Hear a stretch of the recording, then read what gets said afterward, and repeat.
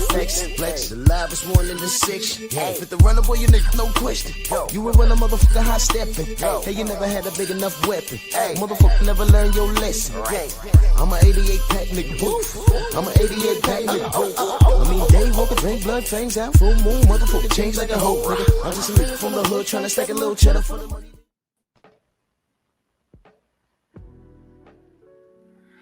Yeah, buddy.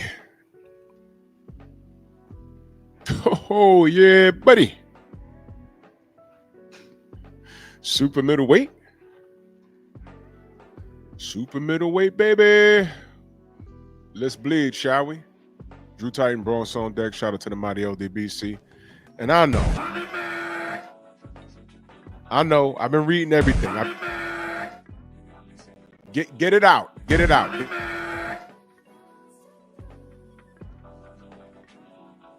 What you want me to do? It happened. Canelo, you got out of golf. You know what that means? Play golf. You got out of golf. Let's do this roll call. Rod Neal, Jalen Hudson, Ratchet since 91, my brother. Salute Steve O'Slate, Adrian Vance, Robert Singleton, Shalan, Universal Truth, Black Martial Arts Society, the CDB, what up? Brian Dial, salute. JC, my brother. I've been peeping those stories, bro. Yes, absolutely. Steve O, in that super chat, much love. He says, salute to the mighty LDBC and congratulations to the new 3-division champion, Terrence Bud Crawford. Bud Crawford. A clean fighter. Determined fighter. Best all-around fighter in this generation. Don't take my word for it. You know what you do? Since y'all don't like listening to us, go ask Alexander Usyk. Oh my God! Wait a minute. Whoa! Don't! Just go ask him. Don't listen to us. Go ask him. Okay? Do that. Del Riv, Trey, what up? Light Eyes. Isaiah GQ. Come on in, like the video, share the video. We are our own algorithm, and Miguel is out of his mind right now. Oh, wait a minute. Jay Bean in that super chat, much love and appreciation. He says, no black fighter rule. Salute to us black American boxing. Salute to you, good brother. Ern Jordan, salute. Let's get to it. Is that my brother Kirk Johnson in the building? Salute, brother. Yes, sir. How you doing? I'm good, brother. I'm good, man. Salute to you, good brother. Yeah, thank you very much. Yes. We just getting started. Great night of boxing. And wow. Okay. Let me throw it to Stormy first. Good afternoon, Stormy B, man. Salute to the sensei. How are you? What's good, man? I'm here. Yes, sir. On the aftermath of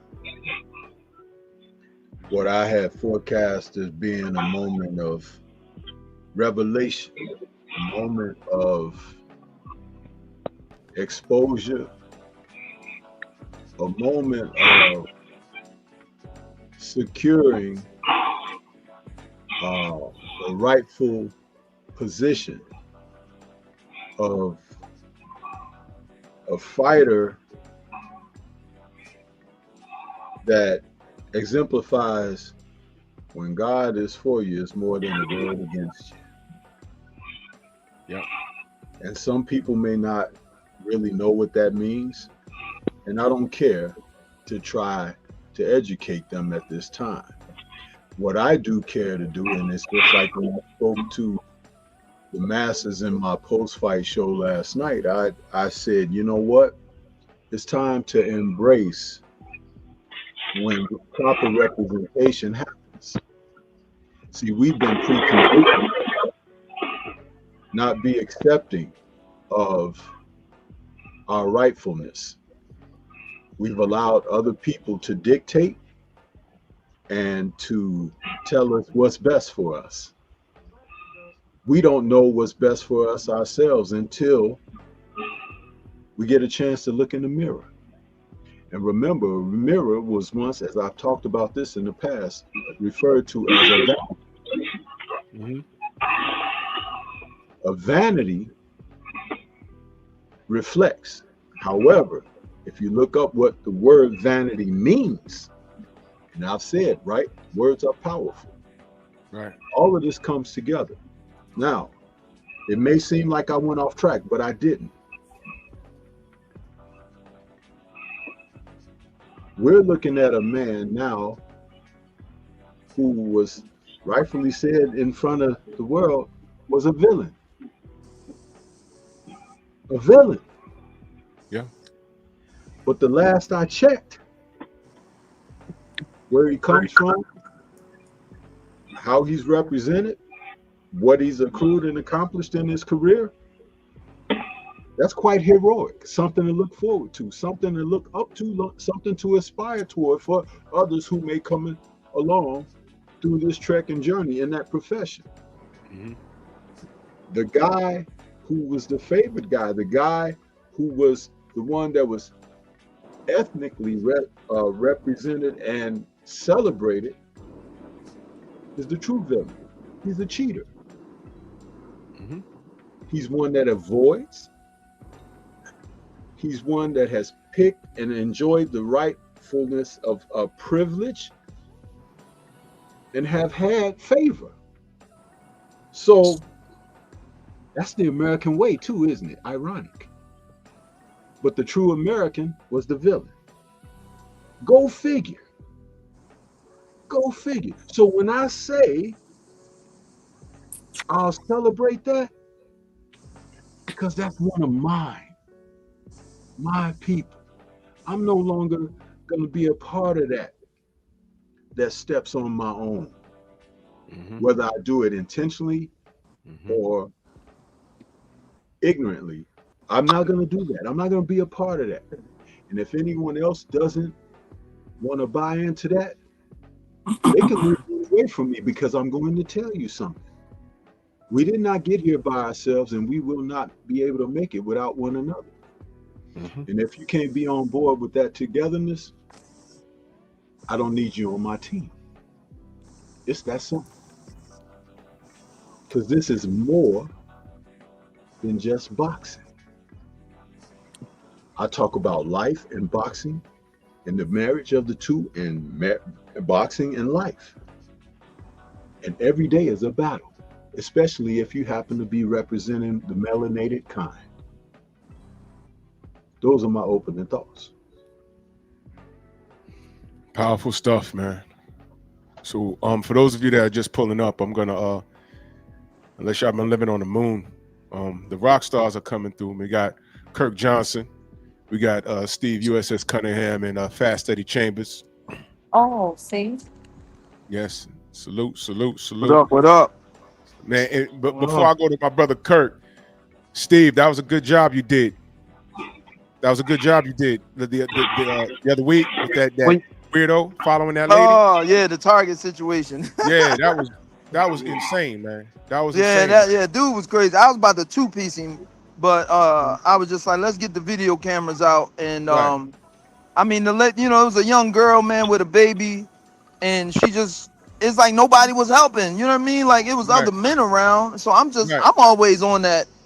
You need help type stuff, because. I know those types, the kind that's mad that a white dude shot another white dude. They mad at black people. Right. I know those types always mess with black women and children. Right. So I stepped to him like, yo, bro. I asked her, did she know him? She said no, and I protected her. You know what I mean? That's what everybody's supposed to do. I'm old school. That's what we supposed to do. And I'm old school like that, bro. Put yourself at risk, but it was for a noble cause. So I appreciate that. If y'all didn't see it, go follow Steve on TikTok. It's on the TikTok and it's on his Instagram, man. I was like, man, that was a brilliant job, man. So I appreciate that, man. I tell you, man, shout out to the Most High, because I really wasn't even going to go to Target. That I was trying not to. I was supposed to go, Right. But I was all day. I was like, I'm not. All right, I'm gonna go now. I'm gonna go now. Then it was like, you know what? Let me just get up and go. And then I finally went. And as soon as I get out the car, I see that situation. So, shout out to the Most High, man. Perfect timing. That was meant to happen, man. I appreciate you, man. Thank All you. right. So we're gonna get to the fight, and salute to my brother Trick Nolte, always in the building making stuff happen. Salute to you, moving and shaking. So I'm gonna go around the panel. Let's talk about last night. Let's talk about last night. I'm gonna start with my brother Kirk Johnson. What did you think was gonna happen? What did happen, and your thoughts on that? First of all, what's up, everybody that's on the panel? You know, nice seeing you guys. Yes, sir. Nice meeting Same. anybody new. But so my situation is different because I was into thinking that Canelo got a little bit better after fighting Mayweather. You know, he went on the cheer of winning a few fights, and a lot of people started saying because he fought Mayweather, he learned from that fight. You understand? Right. So, with that being said, I was saying to myself, when he fights Crawford, he's gonna be a little more suited for it just because he experienced defensive king like Mayweather. Mm-hmm. But you know what? Crawford did it his way, even though he got very good defense.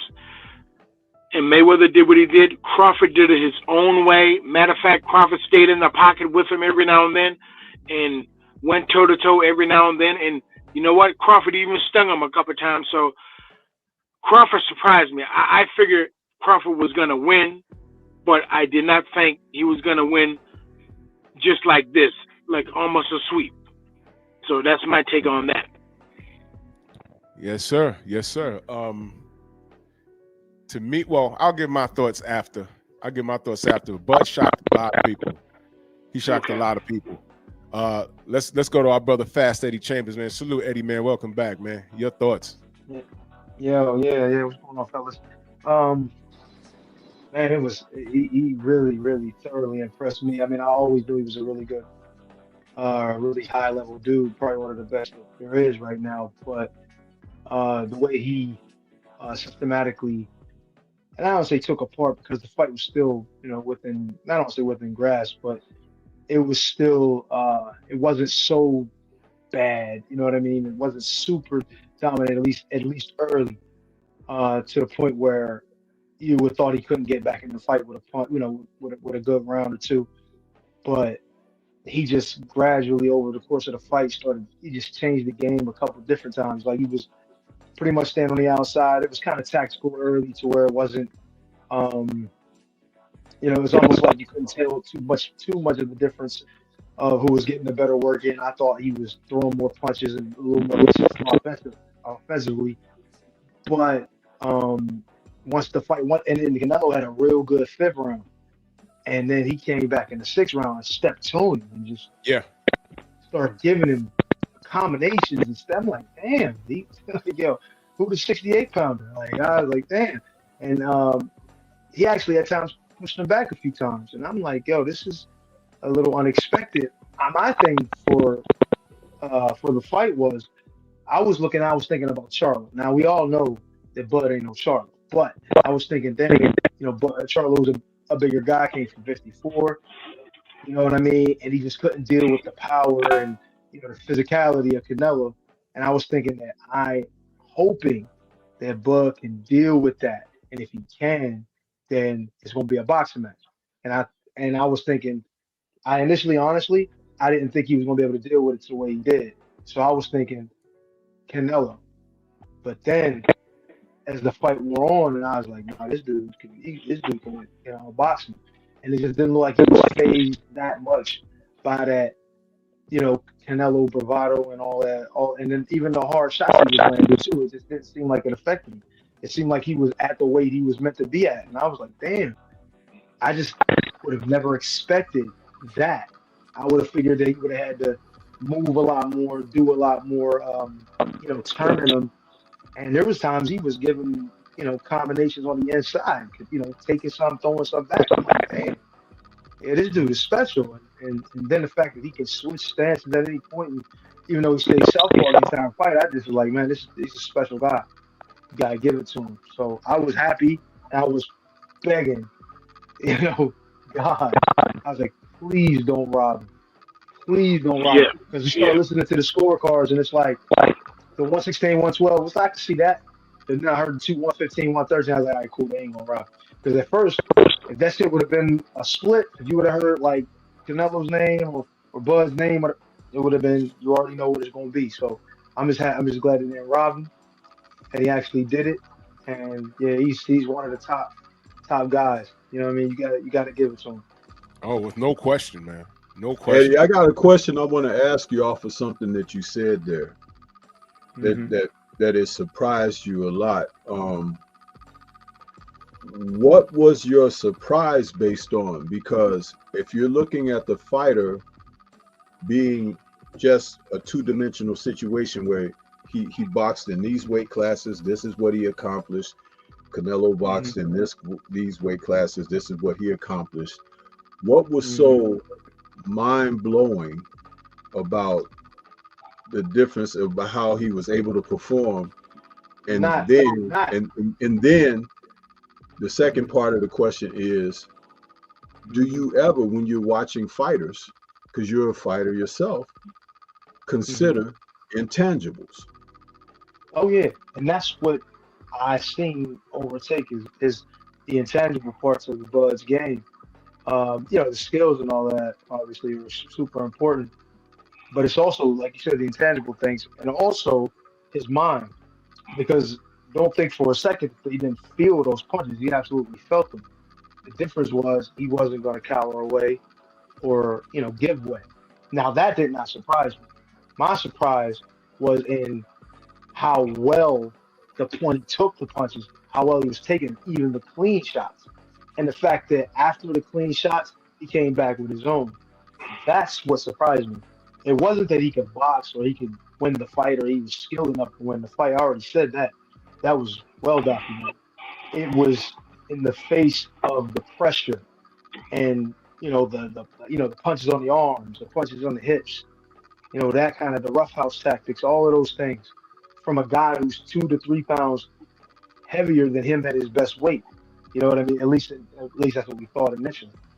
That's what surprised me. It wasn't so much that he was capable of winning, because we all know he's pound for pound, he's capable of beating him. And pound for What pound, he's probably rated higher than him. But because he went up 2 to 3 weight classes, that was then the question. And that was my only reason for questioning any of it.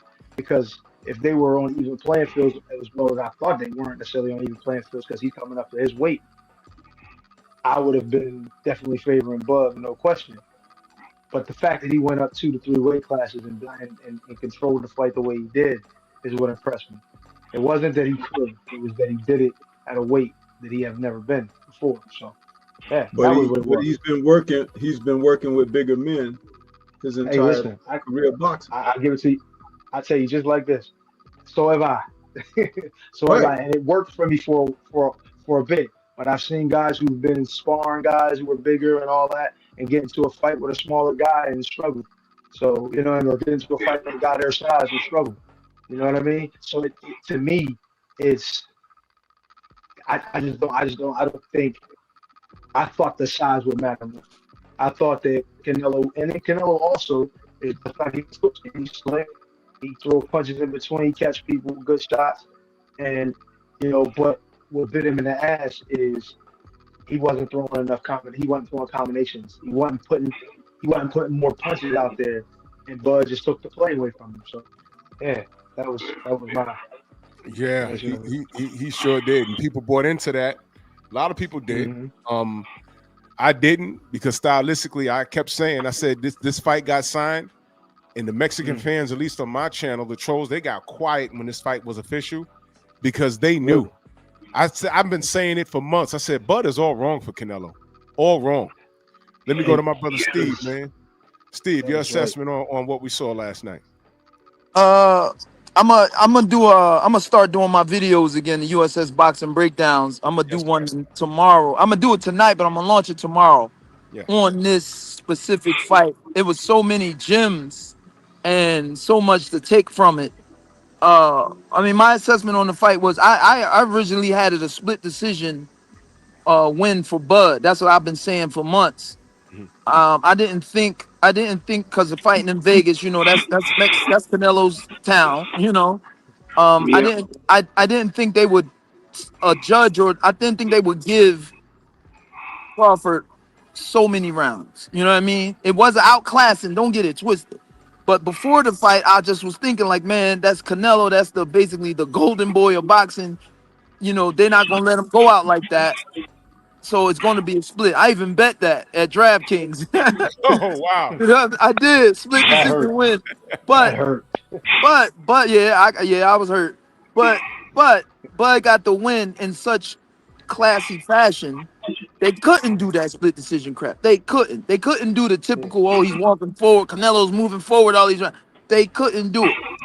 Now, to the genius of Crawford and his team, the South, I'm gonna start at fighting Southpaw the whole fight. Oh, Ingenious. It was mm, beautiful. Mm. I thought that immediately when they called the fight, because why? Because Austin Trout mhm.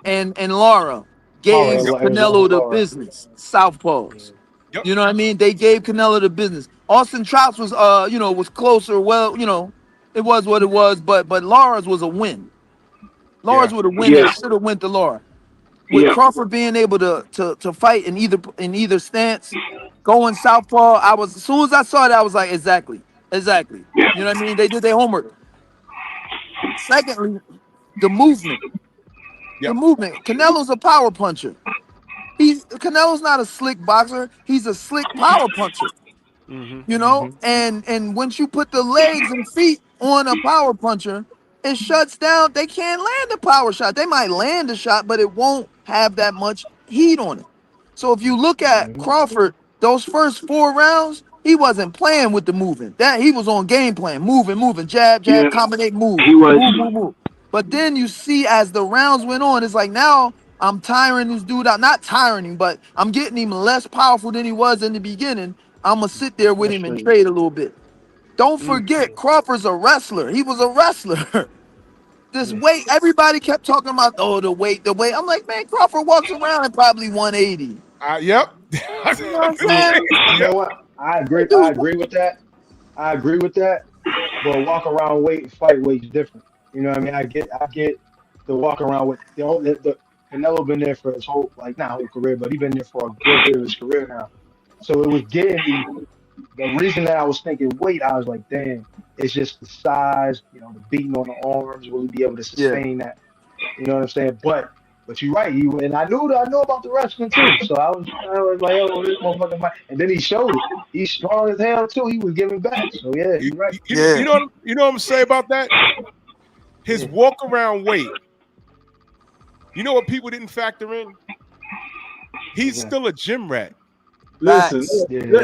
let me chime in. Yeah. I gotta chime in again. And Eddie, I want you to sign up for my channel and watch my Tuesday tussle, brother, because you need to come into class.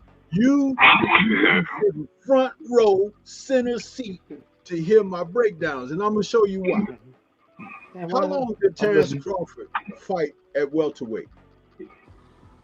How long did he fight at welterweight?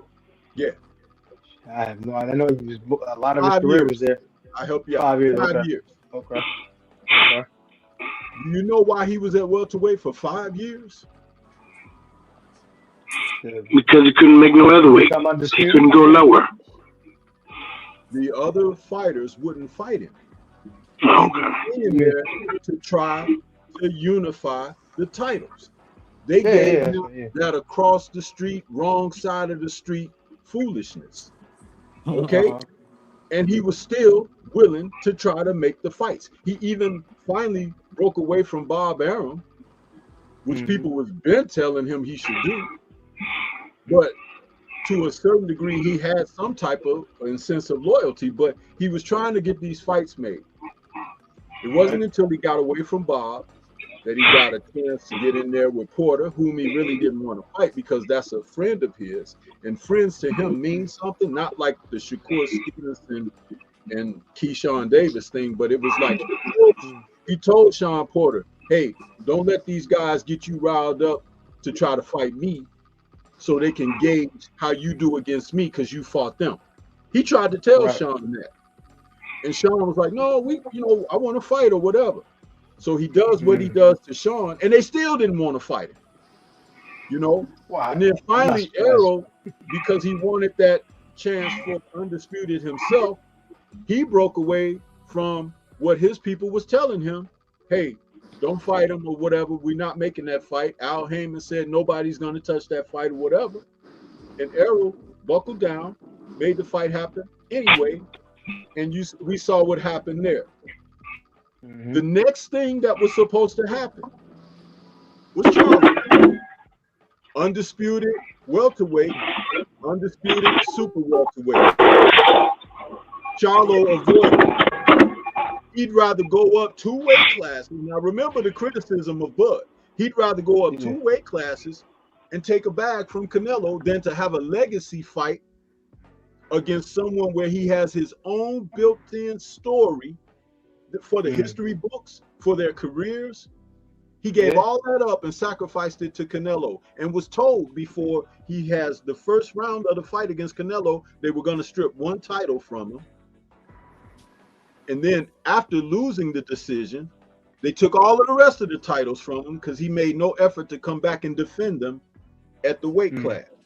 So he just totally destroyed everything he had worked hard for. So but he did it for that. He did it for that bag. That's what he was doing it for. Yeah. So it was a painful bag. Well, let me see if I can go to 154 and fight one of the champs there. He does. He fights a guy that nobody else wanted to fight, Madrimov, acquires the title. Then Fundora, who upset Zoo, he's like, okay, I want to unify with him. Now he's trekking toward, hey, let's do something at 154. They throw Errol back in the mix to say, oh, he's going to fight Fundora. Blocking Bud. You understand? In the meantime, months are going by. Time is lapsing. This man was trying to do things bang, bang, bang, but they were blocking it. And as he's getting older, he's getting what? Heavier. You understand? Oh yeah. So by the time he got in there with Canelo, get that. By the time he got in there with Canelo, he was really more than likely a middleweight. Yeah. Still weight class below, but you're right. Saw this man out. That's why I said earlier, when I said what I said, I can always come back on the merit of my words. When God is for you, it's more than the world against you. They took this man the long route to get to where he was supposed to be anyway.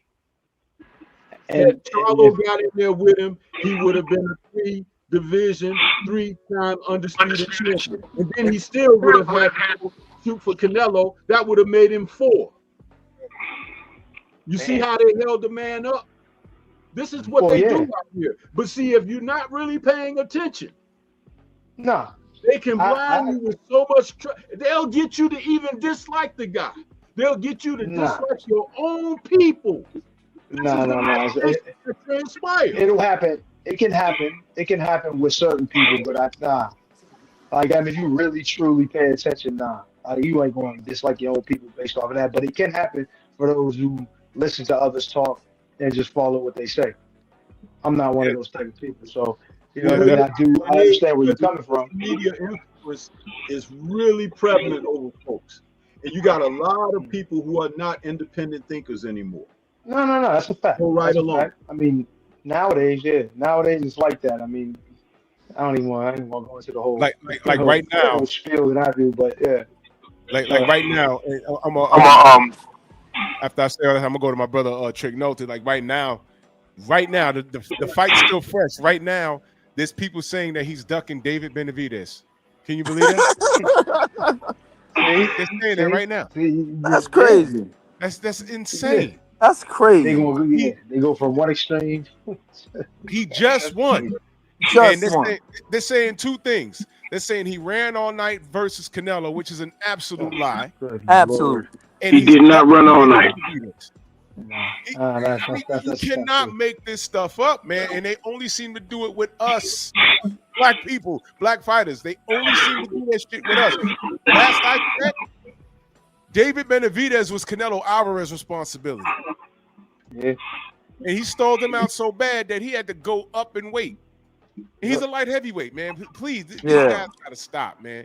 Yeah, They gotta stop, man. they have It's to. not. Yeah, but it's It's not. horrible. There's always going to be something that can be said. Yeah. You know what I My mean? brother Trick Notes, he in the building, man. Salute, brother. Yep. Oh, coming off mute, man. How everybody doing today? Man, All right. Good. How you doing? Right. I'm doing great. Well, to the gentleman up here, to the Canadian brother up here, Kirk Johnson. What up? How you doing? How you doing, man? You know, I know you picked Canelo to win, so you know you smiling. Well, right let me go back. Let me go back to what I said, though. Let me just say the reason why I said it, because a person before me said something similar to why I said what I said. I said at the end of the fight, more than likely, Crawford is gonna, in my eyes or anybody else's eyes, Crawford is gonna win the fight. But if Canelo win 4 rounds and 2 rounds even, or 3 rounds even, and Bud win 6 rounds, I still see them robbing Crawford.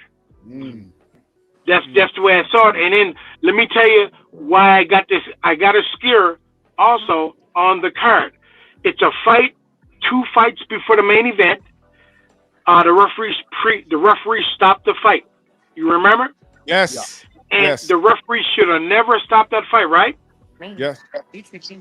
And when he stopped that fight, I said, you know what?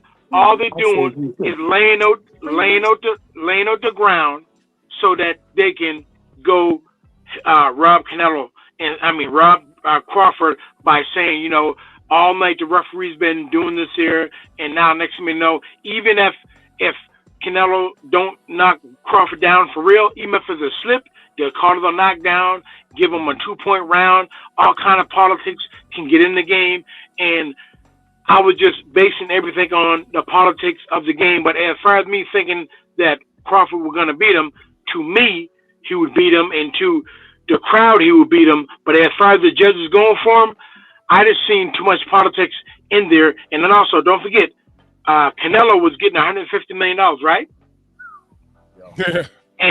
And Bud was getting what he said at first. He said what, $10 million and plus some, yeah. So $10 million, right? $10 million versus $150 million, meaning Canelo is the cash cow. So so in order to beat the cash cow, you got to beat him like Crawford did. But I'm be truthful. I felt that Crawford could beat him, but I didn't think he was gonna beat him like that. I got you. All right. So let me say something real quick too. I thought it was gonna be just a tiny bit closer, and if it's kind of close, they were gonna do anything to rob him. That's what I felt. You know what, man? This fight reminds me of the Chavez versus Whitaker fight for the simple fact. Previous to the Chavez and Whitaker main event, main fight or whatever, Azuma Nelson and Jesse James Leha fought to a draw. And there was another fight on that card that fought to a draw. So I'm thinking to myself, right, damn, I just seen a draw. I just seen a controversial stoppage. Now what I'm about to look at. But on the flip side, I just kind of take fights and kind of from the past and kind of throw them in. Me personally, I thought Canelo wanted to quit in the 11th round because Bud hit him with a right jab. Yeah. Bud hit him with a right jab, and he turned off to the side. And I'm going to give you another fight. Remember when Burt Cooper fought Holyfield, and Holyfield started putting hands on Burt Cooper? What did he do? He started walking toward the rope. Yeah. And then he came back, and then Holyfield started putting hands on him again. So that's I kind of thought about that. I said, man, he want to quit.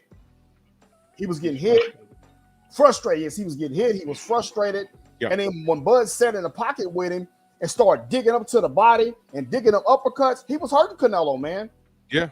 You know, and I look at it like this, like, what if it had been a 15-round fight? He'd have stopped him in the 13th. Oh, it was over. It was over. It'd have been over. And I did say if there's a stoppage, I told my audience, I said, Canelo quits in his corner if it's a stoppage. Like Chavez quit against De La Hoya. De La Hoya quit against Bernard Hopkins. Morales quit against Pacquiao. They quit. Yep.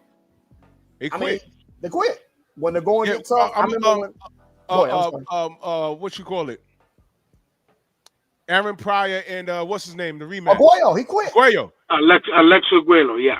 He sat on the floor. He said, "You know what? Ain't nothing I can do with this guy." He just sat there. He said, "Nah, I'm good." So they're not going for that no more. Yeah. And I saw that when they banged the gavel and it was 10 seconds left.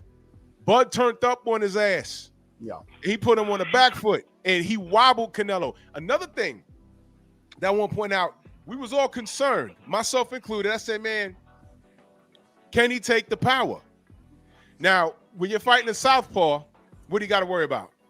That right hand down the pike. Yeah. Well, I'm going to tell you, Bud ate that right hand at least 4 times in the whole fight. Nothing. And then Drew got to the point he started moving to his left to get away from that right hand. He was taking some of the steam off the shot. Yes. Nope. Now, I didn't listen to the commentary, but I bet they didn't call it out. I listened to no commentary. And that's what I wanted to, because I unmuted. I want to go to panel and ask this. Let me go to Steve. Did you hear the corner work in Canelo's when it was translating? Did you hear the corner work at all? No, I didn't. Bro, I heard it being translated, and this is what I heard. Dig deep. Go get him. Throw combinations. I was like, what the fuck was that? The movement, man, like Canelo was not able to do what he normally does because Bud, two things. He wasn't a sitting target, and he was countering very well. I mean, precisely. Do the percentage on Bud's counters, it's going to be in the 80% percentile, possibly. And those counters were sharp. And the sharpness, people think Bud wasn't hitting as hard. When you're dealing with a smaller fighter, there's that sharpness hurts. It's not that it's power, it's just like bang. It's like, oh man, if I get hit with a succession of those, I'm in trouble. And you saw Bud when he started rolling those punches off like 3s and 4s. We saw a little wobble out of Canelo. Come on, man, Bud ain't no joke.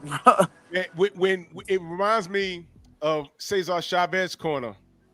When you're in a tough fight and you look to your trainer to give you some advice, and all he could tell you is, do it for your family. Yeah, it's over. It's done. It's over. Yeah. What the fuck? Do it for my family. They're right there and they're crying. Tell me what to do. Right. I look like I got the mumps here. What's going on? He's kicking his ass, man. I didn't hear anything from Eddie Reynoso that was productive, and I was listening. I mute the TV because I can't stand listening to Kellerman. He don't know what the fuck he's doing in life. I unmuted. I said I want to hear what the corner's saying.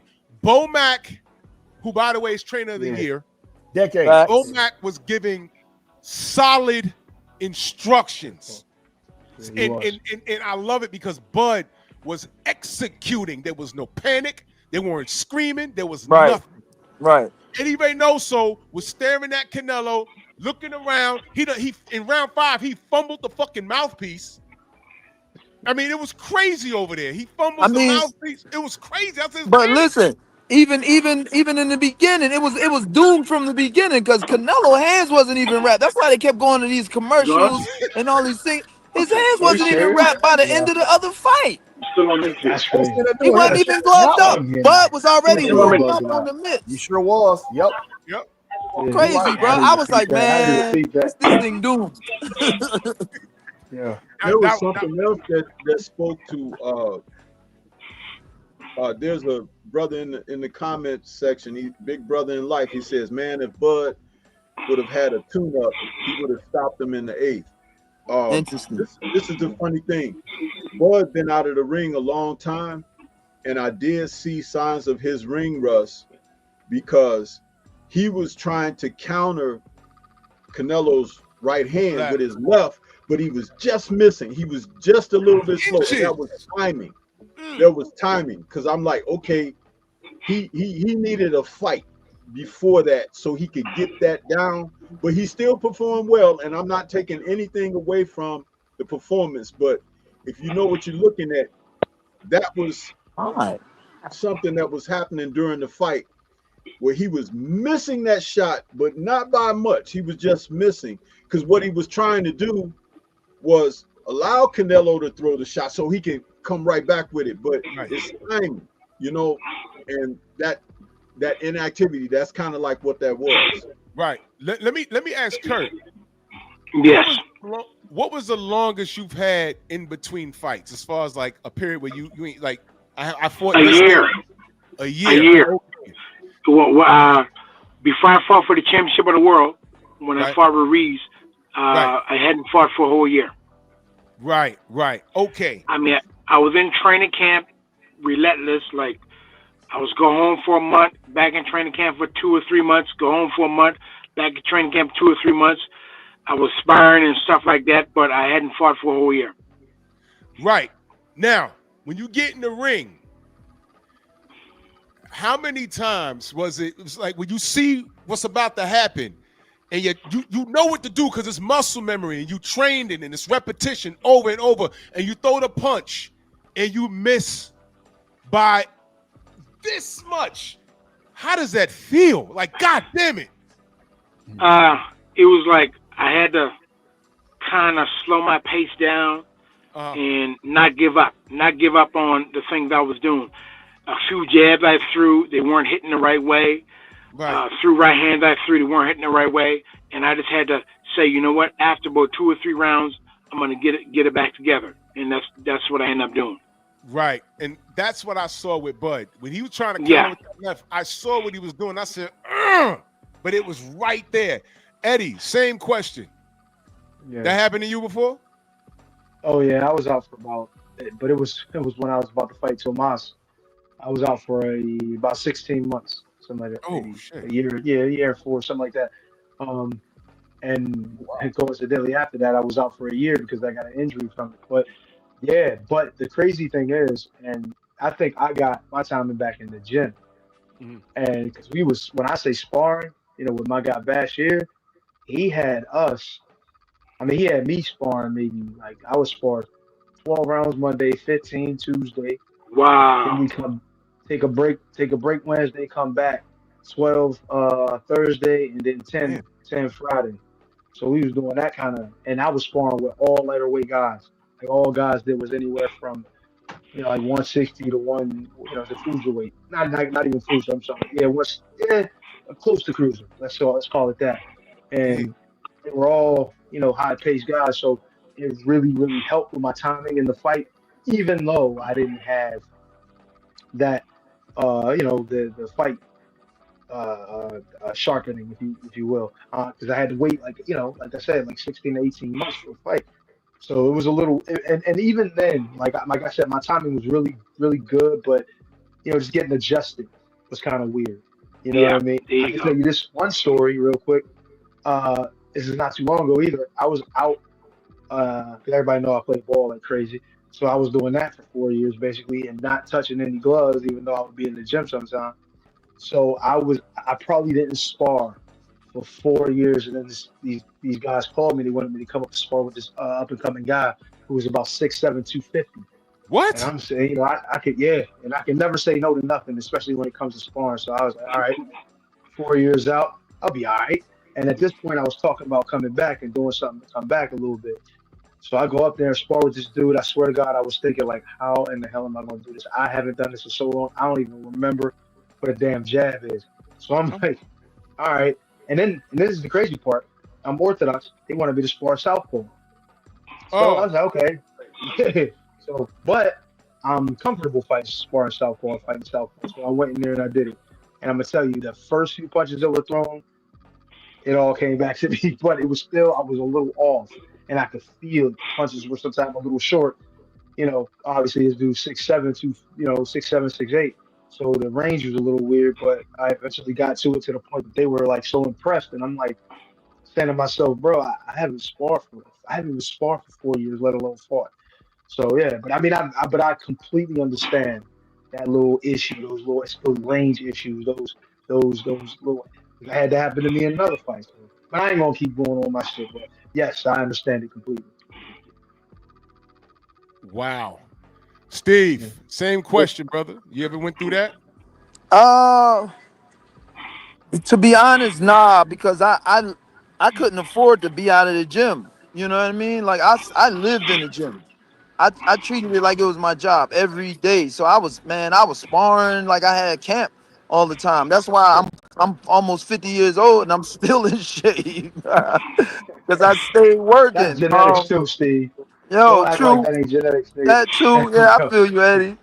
But yeah, I couldn't afford to be out of the gym, man. So I mean, and when I was signed with Don King for probably like 6 years, yeah, probably about 6 years, I was fighting once a year, but I was in the gym. So no, I really haven't experienced that.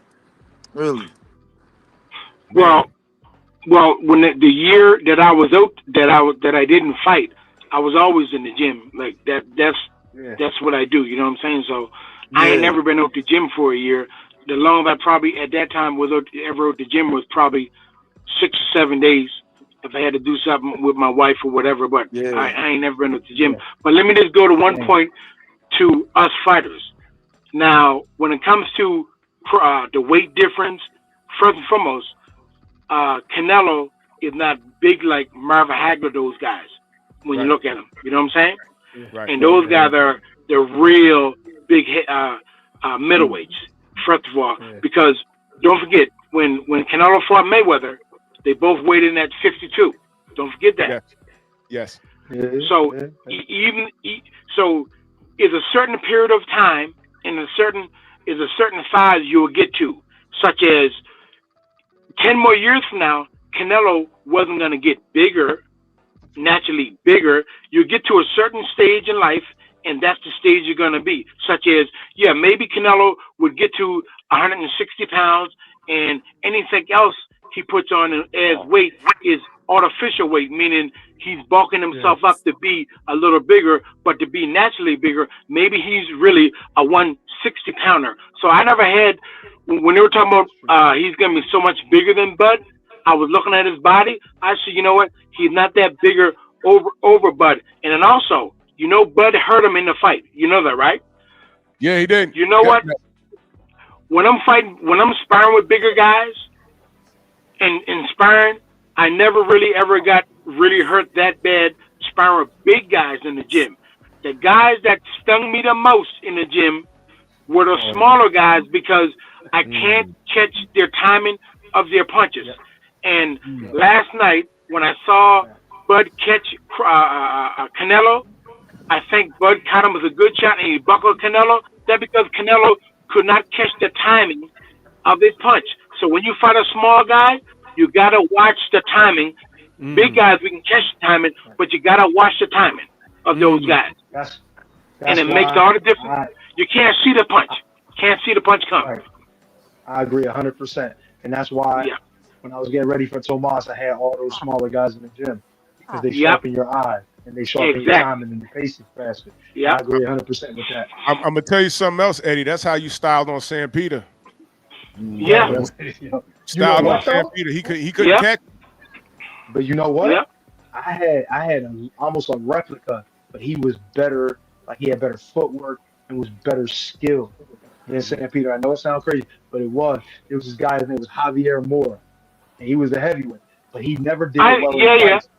I fought You, him. you remember him? You know him? Yeah, of course. Yo, I he fought could him. I broke my knee in punch that too. fight. Yeah, I broke my Oh, knee you in that fought fight. him. Oh Yeah, shit! I didn't realize you fought him. yeah, Yeah. I fought him, and the fight ended up being a no contest because he stepped on my front foot and something happened to my knee. I broke my knee in a fight, Oh, I and remember Remember that. that? Yeah. yeah, Oh, Oh and shit. I it didn't was know that. eventually called a no contest. But I was Oh, winning the okay. fight. But they told me if I was Yeah. in Vegas or New York, it would have been a technical unanimous decision for me. But because of California, they can just give me a no contest. Damn. Oh I wow, that's remember crazy. that. Yeah, That's wow. Yo, Oh. yeah, but and but I, he but was I a fought good him though. Yeah, sparring partner. Yeah, yeah, and I didn't realize you fought him, but he was a good yeah. sparring partner because he was one of the Yeah. guys. I think he was. It was him and maybe one other guy. I can't remember. And I remember James Tony came to the camp when we was at Joe Goose's gym. But yeah, it was good work too. I ain't gonna lie, that one was coming at me. And I had, it's in the gym, it's in the sparring. So But that's why I had to turn it up to another level. But he had me absolutely ready for St. Peter. I kept turning his ass. He couldn't set his feet. And I got to thank Javier for that because that motherfucker had me moving. I ain't gonna not moving. Like I don't run. Like we know I don't run. You know what I'm saying? But I mean, I had that motherfucker turning like a top. So yeah. That Yeah, was Just Steve, yo, go ahead, Trick, go ahead. Oh, you want to ask Steve something? Go. I'm sorry. Go ahead. Oh yeah, Trick, yo, Steve. Yo, Again, I mean to beat the dead horse. You was beating the shit out of Fury until he started cheating. So Right, you were right. the wrong guy, but you was tearing his ass up. Yo. beating the dead horse. sticking to that game plan, man. And but the thing about that shortly is in training camp I had big dudes. You know, we had big guys in camp, and nobody knew Fury fought that way. You know what I mean? Like I was boxing these tall dudes clean. I knew I was gonna beat Fury. I knew I was gonna outbox him, but it's like that caveat that he brings. You know what I mean? That other gear that's Yeah. illegal that they allow him to use, he threw that on me for the first time, and we're like, "What the hell?" And Right. so, but yeah, man, I did the thing, man. That's what's up. Man, so you know the mongoose box, man. Even when believe it or not, when James Toney, when he fought John Ruiz, James, although he was a chunky monkey, he was the smaller guy. Yeah. But the hand speed was just ridiculous. Well, you know what? Let me not use that fight as an example because James popped dirty after that fight. Yeah, true. But Crazy. wasn't it a cortisone shot in the arm? That's what I heard. And cortisone do not give you. Question. Is this so? Can I ask this? Once they determine that it's that, why can't they go back and review those kind of things and pull that shit up? Because obviously it's a cortisone shot. He got a cortisone shot because he had issues, not because he was trying to be dirty. Look at his body. You know what I'm saying? No, I mean, no disrespect to James, but that's what made it. That's what's such a great mystery about him is how good that motherfucker was able to fight even in under those circumstances with that kind of body without training properly. So, but James said that himself. He said what you said. He said, "Look on my body." That's what he said himself. Yeah. Like what the hell? Why would you still? You know, that's unfortunate. Look, I'm a James Toney fan, so sometimes because James he looked like a running back one fight, and then next thing you know, he looked like he was lifting sandwiches, and I'm like, what is that? You know, all the skill in the world, man. I didn't know it, but I heard it was cortisone because he had a shoulder injury. And he numbed his shoulder. I don't know, man. But you know, it came out, when Johnny was on the panel, he don't even remember because I know he sued James, but he doesn't remember the exact outcome of that. But you know, that was I weird. was in camp. I was in camp with John for that. Oh yeah? Yeah. Oh wow. I was in camp. They called me to come to camp for that fight. A friend of mine, Terrence Lewis. I don't know if y'all know. You know, I know Steve knows Terrence Lewis, KO Lewis. But he was the coordinator, and he called me out. They wanted me to come out and work with James. So, I mean, not James, John. So, and they was cool. They was good dudes. John was tough, but you know, shout out to John. But damn, he was an eyesore sometimes. I had a question. Question. Yeah. This the fighters on the panel because Drew and Storm were talking about this. What do y'all think about Ike Bucci coming back in his comeback fight? You know, you've been sparred with him. Stop. Yeah, we sparred for what 2 or 3 years, and in over those 2 or 3 years he won 2 rounds. Damn. But as far as him coming back, you know, do what you got to do. You know, if it works out for him, God bless him. That's all I can say. Yeah, I used to fuck with your style, Kurt. Yeah, he was good, big time back in the day. So I could believe all that shit. Because Ike would come forward. I remember watching Ike fight Chris Bird, and Chris Bird was kind of styling on him until he caught him. And once he caught him, he caught Chris. Yeah, I thought he killed him. But I fucked with that. That was an ugly shot. But I fucked with that. I used to watch you fight John. I watched you fight a few fights, bunch of fights back then. And then you actually came to my gym. I don't know if you remember. You came. Yeah, I remember. I came to Philadelphia. Yeah, that's right. Yeah, you came to Schuler's gym. I was like, oh shit, Yeah. Schuler Johnson. Yo, what's up, man? That's the first Yeah. time I seen him. I was like, damn, ain't that crazy? See, I don't know if Uh-huh. Steve was there that time, but yeah, you came in the gym. I don't think I Yep, was I remember. sparring him. I remember that. Yep, I remember that. Yeah, that's crazy. That's years ago. Damn, man. I Yep. hope we getting old or no? I hope Yeah, not. we are getting old, but I remember that was the last time I was in Philadelphia, and I had a great time. But I'm gonna go back to Yeah. Philadelphia and see George Benton's wife. Oh yeah. Yeah, well, me and her still cool, so I call her once in a blue moon, and I'm gonna go back there and say hi to her before anything, hopefully before anything happens. Okay. See that? Yeah. That's what's up. That's what's up, man. That's what's Well, up. fellas, I got to rock. I stayed way past the time I was supposed to stay. I'm sorry, but I gotta go, man. I gotta get out of here. Appreciate you, All Eddie, Nice, right, man. Eddie nice Allen, seeing bro. you. You take care. Nice seeing you. Take Y'all care. too, man. You Yes, too, sir. man. Sir. Appreciate y'all. Peace. Appreciate y'all. All right. See y'all Hey. soon. All right. Peace, Eddie. Yeah. I What I see. want. Oh yeah. I'm looking right at that. USS. Yo, Y'all, you see that? Look, what? the picture. We was in Houston. We was in Houston. Oh, the pictures when I was in Houston. Oh Yeah, I yeah. mean, look, Oh, look. I see him. Yeah, my bad. I wasn't even looking. Yeah. Hey, I'm gonna tell y'all, man. I saw him. I was like, man, this nigga in shape, bro. He in shape, man. Always, bro. Yeah, he I in just shape. I just finished that TCL tour, He in shape. Team Combat League joint. That joint was fun. What is That that? joint was- It's the team like certain cities have boxing teams. Oh, And Philly got Philly Smoke, Houston, you got Miami, Mhm. you got a lot of LA, da da da. We came in second place. We actually supposed to win the whole tournament, but they raped us, bro. They did that shit on purpose. If you saw the championship, that was crazy.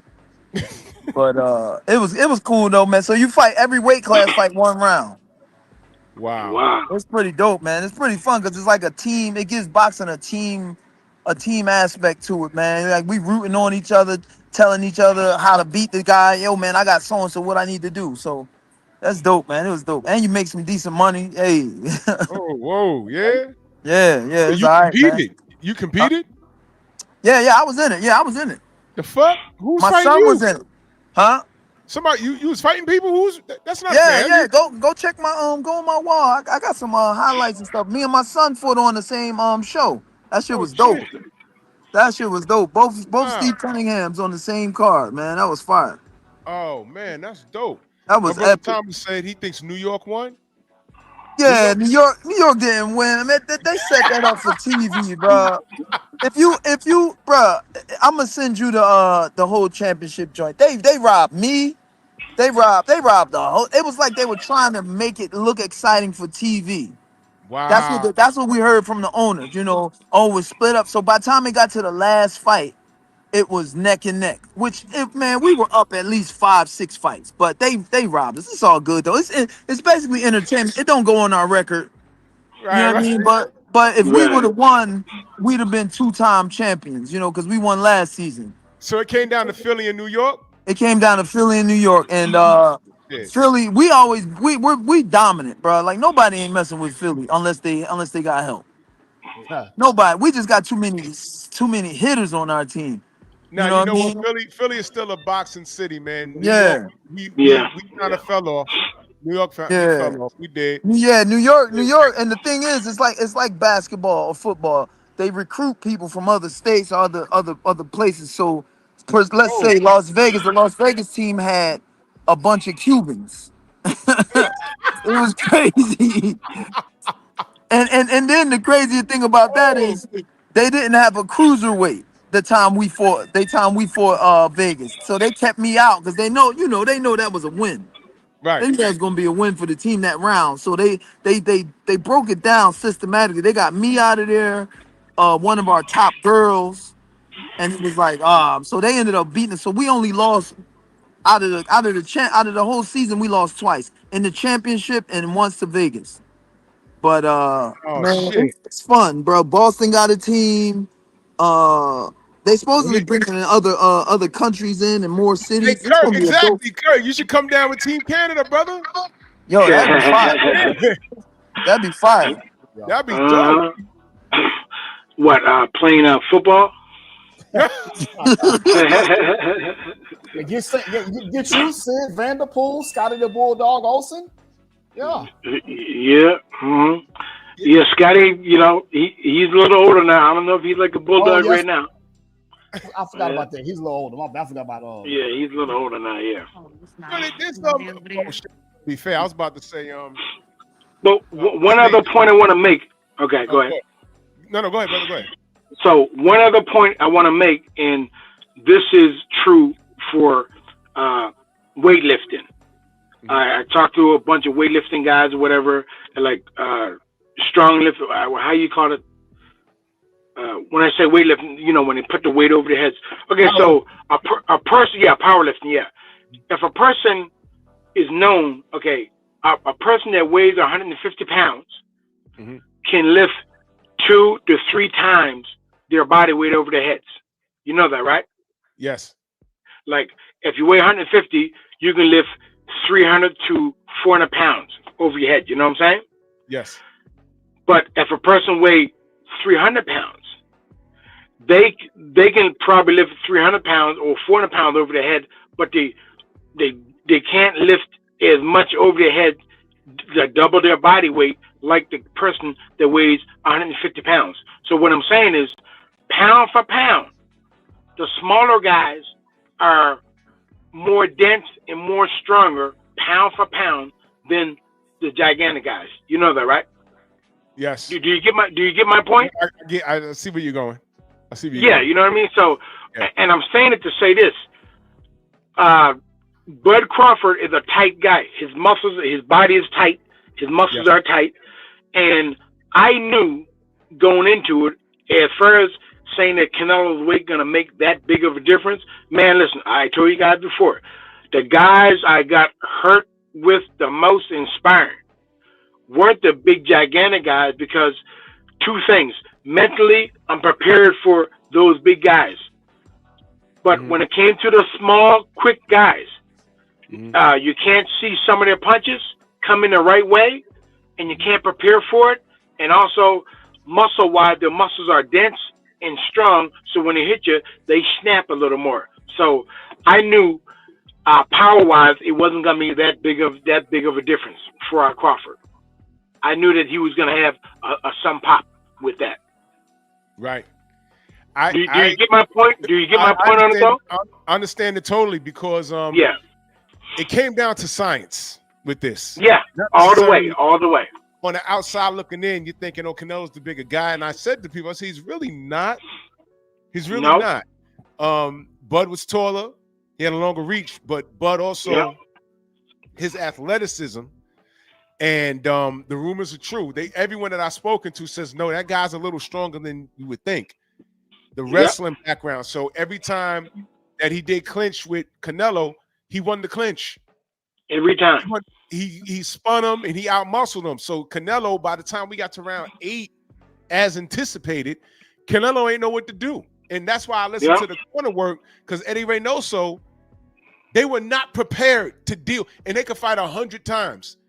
They know what Canelo can and cannot do. The truth is, Canelo has not improved since Floyd Mayweather. That's it. But everybody said he did. Everybody said he did. Well, you know what improved? His selection of opponents improved. Everything, 100%. Everything that was bad for him, he avoided. They saw that Lara shit and they said, "Woo, we got away with one." Yeah. But goddamn, then they got in there with Awesome Trout. They said, "Oh my God, here we go again." So when they said, "Okay, how do we avoid that?" Those two Charlo boys out of Texas, let's avoid them. Okay, this guy Andrade, he moves too much. Yeah. And then in the meantime, he's fighting stationary guys. And I'm gonna tell you something. Amir Khan was in the fight until he got hit. Caleb Plant was winning until he ran out of gas. Yep.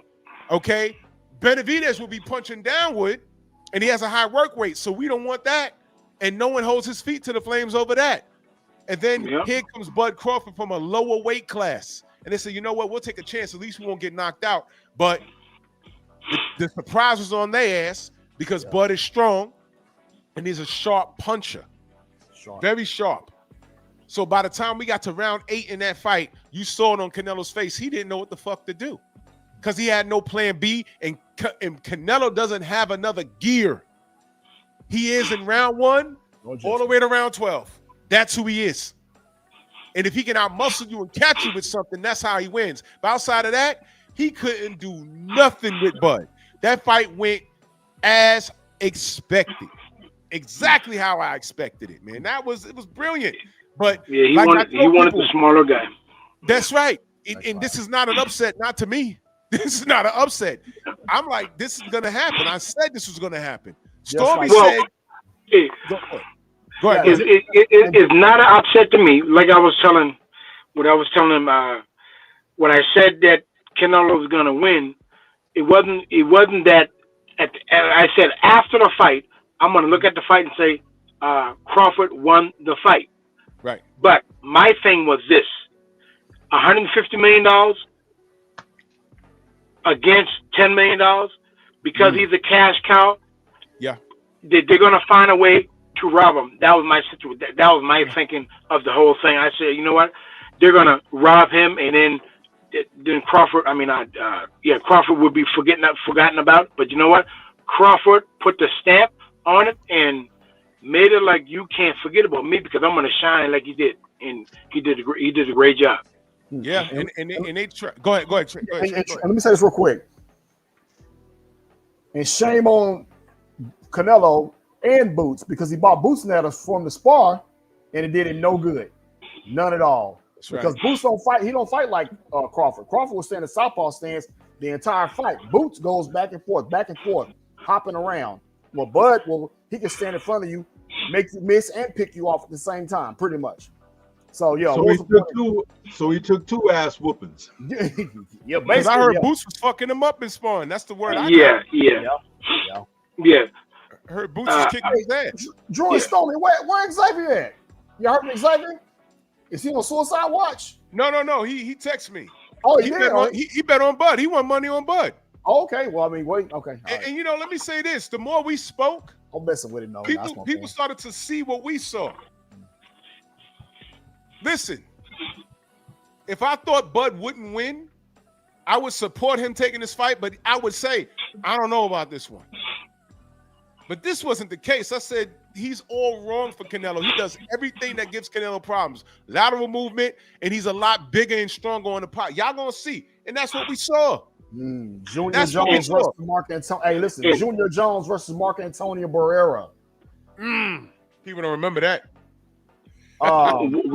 The guy out of Philly, what's the guy named? The guy Razim, what's his name? The guy out of Philly that beat Morales.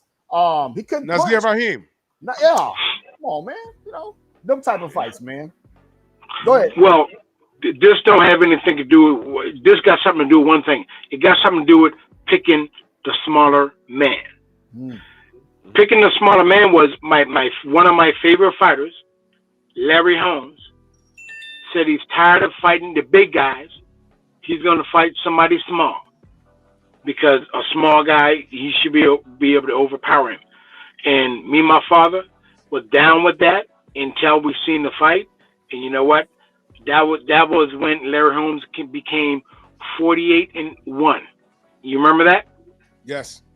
So all I'm saying is small guys are a big snowball. You know what I'm saying? So even me growing up in school, every time I fought a small guy that was smaller than me, they gave me hell. I would rather fight a big guy that can't move as good as me or do stuff as good as me. You remember Larry Holmes and Michael Spinks, right? Oh yeah. Larry Holmes said he was tired of fighting all these big guys. I'm gonna fight a small guy. Michael Spinks was small, right? But oops, run on just a minute. Michael Spinks was small, and look what happened. Michael Spinks was too fast for him. Larry Holmes couldn't time the punches, and Michael Spinks was all over him. And as far as Crawford, I'm not saying that Crawford was so small, but at the same time, Canelo figured I'll catch Crawford with a couple body shots or a couple head shots, and he's gonna be out of here. But he could never catch Crawford with that golden shot because Crawford was rolling and dodging. You know what I'm saying? Rolling And did you see in the what was the 8th or 9th round when Crawford just started throwing 4 and 5, staying in the pocket, throwing 4 and 5 punches in a row? Yeah, and there's another aspect to that too, that they grossly miscalculated. And I talked about this before the fight happened. Canelo has never fought a fighter in his 69 fights with the temperament of Bud Crawford. Mean in there. Never fought a fighter, not even Floyd, Lara, Trout, even Bevel. None of them have the temperament that Crawford has. Crawford, right, and I have broken this down in the past. I noticed it when he was going to face Amir Khan. And it came to a point where I recognized the quality and characteristic trait in him as a fighter.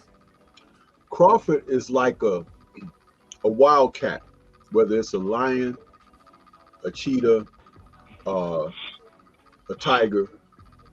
He's a predator in the ring. He's always looking at his opponent and he's thinking about what he's going to do to him and how he's going to do it to him. It's a thing that Michael Jordan had, Kobe Bryant had. When they would go in against their opponents, they had them broken down, not to the coaches and team players, but in their own manner. And they zeroed in. When Canelo thought he was doing a great thing by bringing Boots in, and people talked about that, what did Bud say?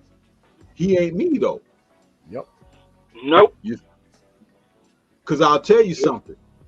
No one could ever call Bud in for sparring. At no point in his career. At no point. Yeah, when he was still a lightweight or moved up to junior welter and then welter, you couldn't say, hey, Bud, we got this champ over here. He's a division or two up above you. He want to get some work in. That's not Bud's temperament. You know what I'm saying? And he came out of that when Tim Bradley told him, dude, you're nobody's sparring partner. You're a world champion. Because he did work with Tim Bradley early on when he was looking for a promoter. He was looking to try to get signed and everything. And he asked him, he's like, you think so? He's like, I know it. You're a champion, man. And this is Tim Bradley, who at that time was a world champion and world-class fighter. So, again, no one Canelo has faced has that temperament. Now, you heard me ask earlier, Eddie, about things like the intangibles and what did he see that made him feel like he was surprised at Bud's performance. See, this is why I asked, because you all being professional fighters, if your coaches and trainers haven't put this to you at any point in time, adopt it for yourself when you hear me say it. Always consider the intangibles. The reason being, because that's the unforeseen. The unforeseen. Now, that's different from preparing for the unknown. But the intangibles are the aspects of a person's temperament, the fact that we've never seen Bud Crawford tired in a fight. No one has ever talked about that. So lack of conditioning was never going to be a factor. But we've seen Canelo get tired.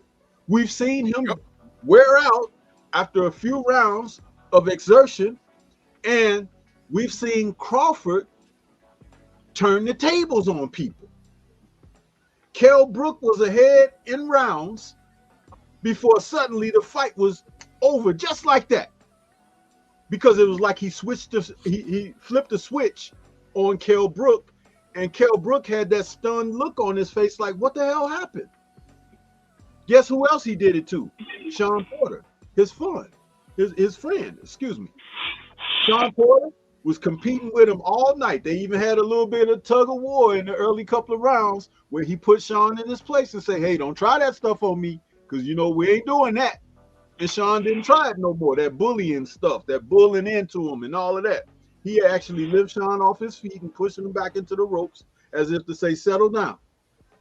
But Yep. when they told him in the 9th round, after the 9th round, hey, Sean might be up.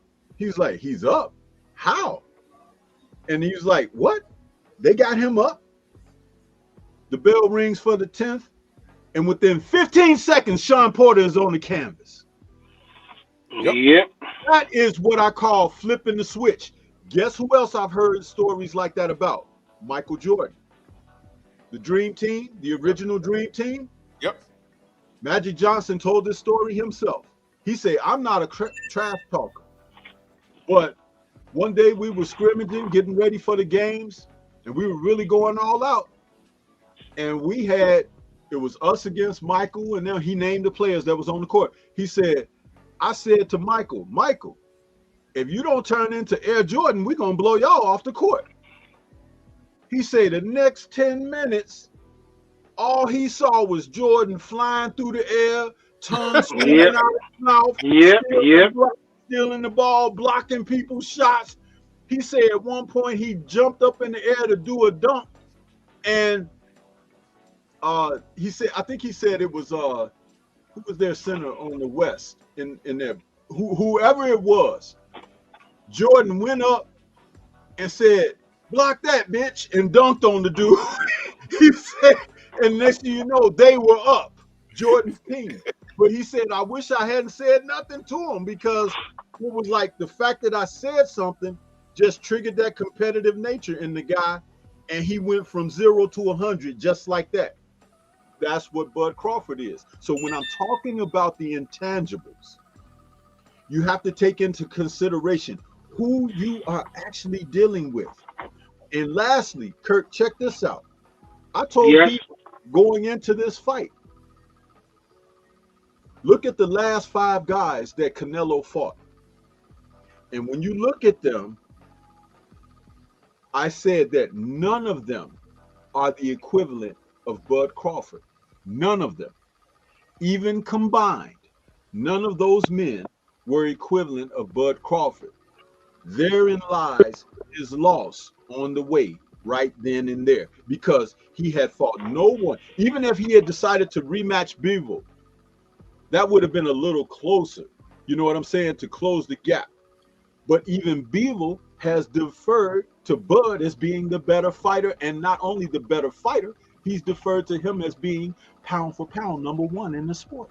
He sure did. He said out of his own mouth, if there's a boxing dictionary, when you open the page up, it should have Terrence Crawford in there for you to defer to as what boxing is about. That was from Dimitri Bivol. Mm-hmm.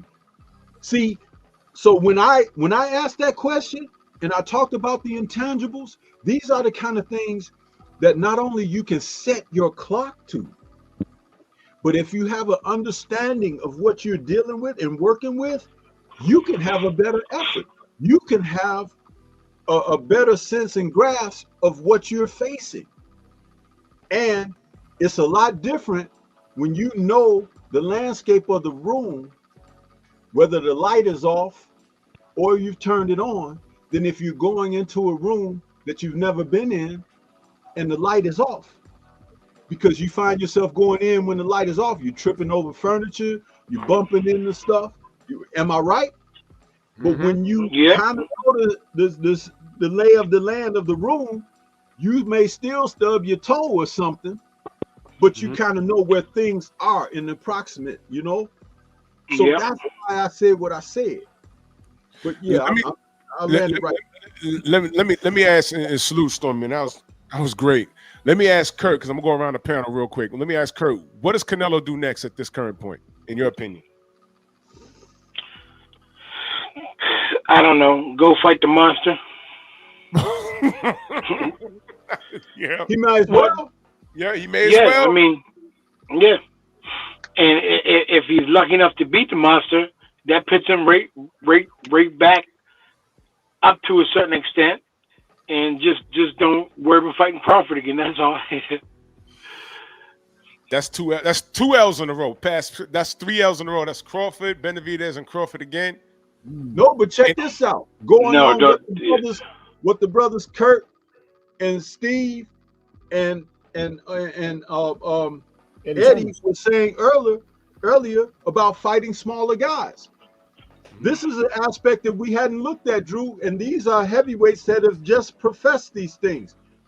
If Yep, Canelo I were hated to small fight, guys. if Canelo were to fight Benavidez now, it might be the type of fight that works in his benefit. You know why?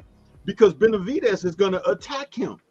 And guess what Canelo's specialty is? Slipping punches and moving and ducking and dodging. He don't have to go after the guy.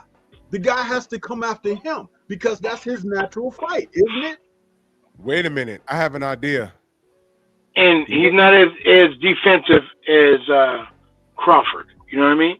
Right. Yeah. And he So can pick he'll his be able to shot, hit him. get out of there, Canelo will be able to hit him. skip around him, you know, and he can draw Benavidez in and he could counter him. And I'm telling you, it looks a little bit different. I don't think he'll fight Bud in a rematch because Canelo does what he wants to do. And there's no part of that fight. The score was too close for mine. I only gave him 2 rounds, and I was being nice with round 9. But you know what? You know what Canelo's last fight might be if he doesn't retire after last night? Hamza Shiraz. And that's a headache too. Because that guy's 6'4". I stood next to him, and when I stood next to him, I was like, wait a minute. This he's fighting at 68? He was at least 210 pounds in New York when I saw him. And he beat the shit out of Edgar. And I'm like, wait a minute. And on top of that, that's Turkey's guy. That's his guy. 6'4" versus Canelo, punching downwards. I think that's also, I'm not saying it's not winnable by Canelo, but I think that's Canelo's farewell fight right there. If Turkey has something to say about it, and I don't think that's an easy fight for Canelo either, but there is no light work at this level. If you're not running them back with Bud, I want Benavidez or probably Shiraz. Did he sign for 6 fights with Turkey, or did he sign some fights with them? I thought it was 5. 5. Okay, my bad. 5. I thought. So he got 2 more fights to go. So, I don't know. My brother, Black Martial Arts Society, salute to you, brother. You on mute? Hey, salute, family. How y'all doing tonight? Salute. Enjoying the show. First off, can we give Stormy B Man his flowers for being so adamant and solid and calling it to the letter and breaking it down so eloquently? Yep. Yeah. Now, Yes, sir. before I answer the question and like jump into my perspective and whatnot, my brother Kirk Johnson, you have Maroon ancestry, right? Yes. Yeah, man. Big up. Kodra, my ancestor. So we are family. Respect, brother. Yes, sir. Family. That's right. All right. So, whatchamacallit? We were talking. So I am a little upset at a lot of people, especially in the MMA space, because I'm a big MMA fan. In the MMA space, Canelo, I guess the promotion of Canelo is working, and they really regard this guy. Oh my God, Canelo's a generational fighter, and he's good. But from my understanding of boxing, the 2 most fundamental things in boxing is a jab and footwork. Yep. And this man he doesn't have a jab. Even the announcer, as he was fighting, like, Canelo doesn't really use jabs. He just uses wide hooks. Yes. I am now convinced, after this fight, I'm convinced that a lot of boxing pundits, a lot of boxing channels, who I still love and respect, some of them I don't mess with, but I'm noticing that it's not about sitting there and analyzing a fight. A lot of people buy into the salesmanship of these people. But if you take all that away, which is what Bud did, he didn't buy into the Canelo hype. Charlo could have done that, but he believes in the Canelo hype. You get me? Mm-hmm. That was the entire difference in the fight. Watch this. I said go into this fight. Canelo does wide body hooks. How do you counter a body hook? How do you counter a body hook? Mm-hmm. Is that a Bud left hook? showed you all night long. He stepped away. No. He blocked the body hook and the same hand. So imagine this: when you throw that wide hook, let's say you throw a wide left hook. Well, your left hand is down, your left side of your face is open. So Bud would just sit in the pocket, block it, and the same hand he blocked with, doink, uppercut, doink, hook. Oh, you talking about he caught it. He caught it and hit him with the same hand. Exactly. Yes. Catch, yes. Repeatedly. Catch and shoot. Exactly. That's exactly what it's called, catch and shoot. But here's my deal. Like, Bivol showed you that. Yeah. Bivol showed you that. Mayweather showed you that. And there was no way you didn't know that Canelo was going to do that exact thing. That's his bread and butter. Caleb stood there and let Canelo beat him in his arm. Yep. He did. He did. One more thing. I was talking about Bud's strength and how it translates, and someone told me that weightlifting don't translate to boxing. A deadlift is pushing off the ground, right? Yep. When you're deadlifting weight, you're digging your feet into the ground and pushing down to lift that weight up. Right. When you throw a punch, you're pushing into the ground and turning that hip and extending, right? So that can 100% translate. I told people, look, Bud is stronger than Canelo. He's way stronger. He's definitively stronger than him. When has Canelo fought anybody like that? But I'm going to leave it right there. Not only that, let me add to what you just said, and I'm glad you said that, Healer, because Bud is a clean living guy too. He don't drink, he don't smoke, he don't use drugs, and he doesn't even eat meat. You understand? So when you stack all of that up, that's another one of those intangibles that I talk about. It's like Canelo has found ways to have advantages over people when Bud has faced them straight up. So you know what? To piggyback off what you just said, iron sharpens iron and pressure makes diamonds. Yes. Canelo has been moving the path of least resistance. Yes, he has. Hey, I'm going to do a show and I'm going to pull up Canelo's last 10, 15 opponents and look at Bud's last couple opponents. Canelo's strength of schedule has not been that great. Who's John Ryder? Jaime Munguia? Edgar Berlanga? How is that going to prepare you for Bud? You see what I mean? But you see, just because you have and see, that's how they mystify the whole process when they say stupid shit like, oh, this man has a whole country behind him, man. Just because you celebrate it don't mean you're great. Every time Arturo Gatti came to Jersey, the Italians came out to support their guy in droves, and there's nothing wrong with that. But we know either Gatti was going to look good winning or he was an ass whooping waiting to happen. And I say that respectfully because the man is passed on. Yeah, pretty much. But we knew what we was getting with Gatti. We was going to get a war, and either he was going to win that war or lose badly. That's why they call him the blood and guts warrior. And towards the end of his career, it was a lot of guts. A lot of blood and guts, man.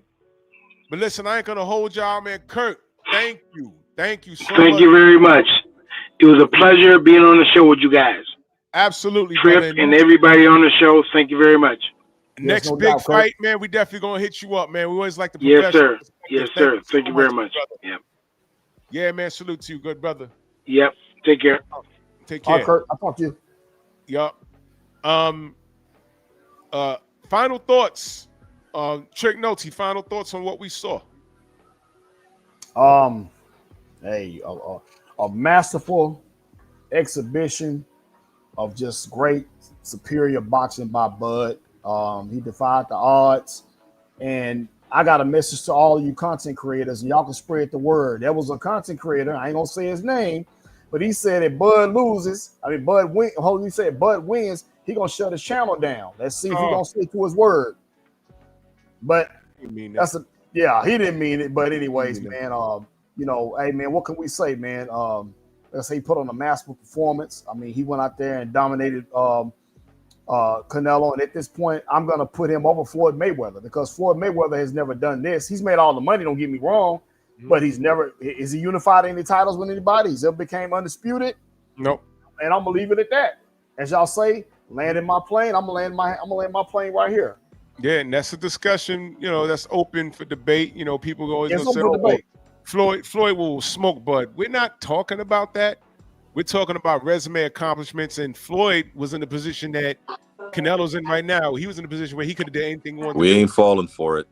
Yeah, exactly. We're not talking about none of that. We're not talking about who beats who. Floyd was great in his own right. He beat more world champions than anybody, and I'm cool with that. But right now, as it stands, we're not taking no thunder from Bud at all. And I don't give a fuck whether you like them, hate them, or love to hate them. It don't matter. This is what he did. Last night, he made some history, man. And we got to tip our hats to him. All right. Because we all know what the chat would look like if Bud had lost. Okay. And I'm going to tell you something. I'm going to keep saying this. I knew something was different when this fight was made official. I didn't see as many Mexican flags trolling my comment section. I just didn't see it. Now, this was Mexican Independence Day weekend. So I'm like, he's fighting a black fighter. He's the bigger guy. Where's all the trolls at? Now you see why they didn't show up. Now you see. I told y'all this would not be an upset, and I told y'all that Canelo is made to order for Bud. This was easy work. This was easy work. And Canelo, he was leaning more towards of retirement and not knowing what he wants to do next. And the question was asked for the people that are saying whatever, and I'm going to do a video on it. He was asked, who's better? He said, Crawford better than Floyd. Don't take my word for it. Canelo said that. He said it last night. He said it. When they say, hey, Usyk, how does it feel to be number one pound for pound? He said, I'm not pound for pound. No, Bud Crawford, he pound for pound. Yep. You don't want to take Usyk's word for it? Fine. Wasn't it about maybe 6 or 7 years ago? They asked Lomachenko, hey, man, how does it feel being considered for pound number one? What did Lomachenko say? I'm not number one here. Bud Crawford. And Bud was still fighting at 35. Yep. So there's something that a lot of people been missing. I know we don't like Bud's career choice as far as things that was happening leading up to the Errol Spence thing. Let me tell y'all something. I'm over that. You know when I was over that? I was over that once they signed to fight. I said everything else doesn't matter. The brothers are fighting. Errol made the fight. And we was high-fiving and saying, I don't care. The brothers are fighting. They're breaking bread. That's all I ever wanted. That's all I ever wanted. That's it. So this man is in the record books, and I'm treating him like gold. He's undefeated, undisputed in 3 divisions. 90 shots, nigga. Take that. Sure. Focus ball. Closing thoughts. You're on mute. He might be busy. Stormy, closing thoughts, good brother. I'd like to continue to state what's important here,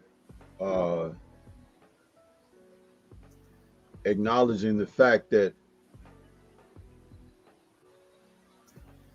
whenever someone of our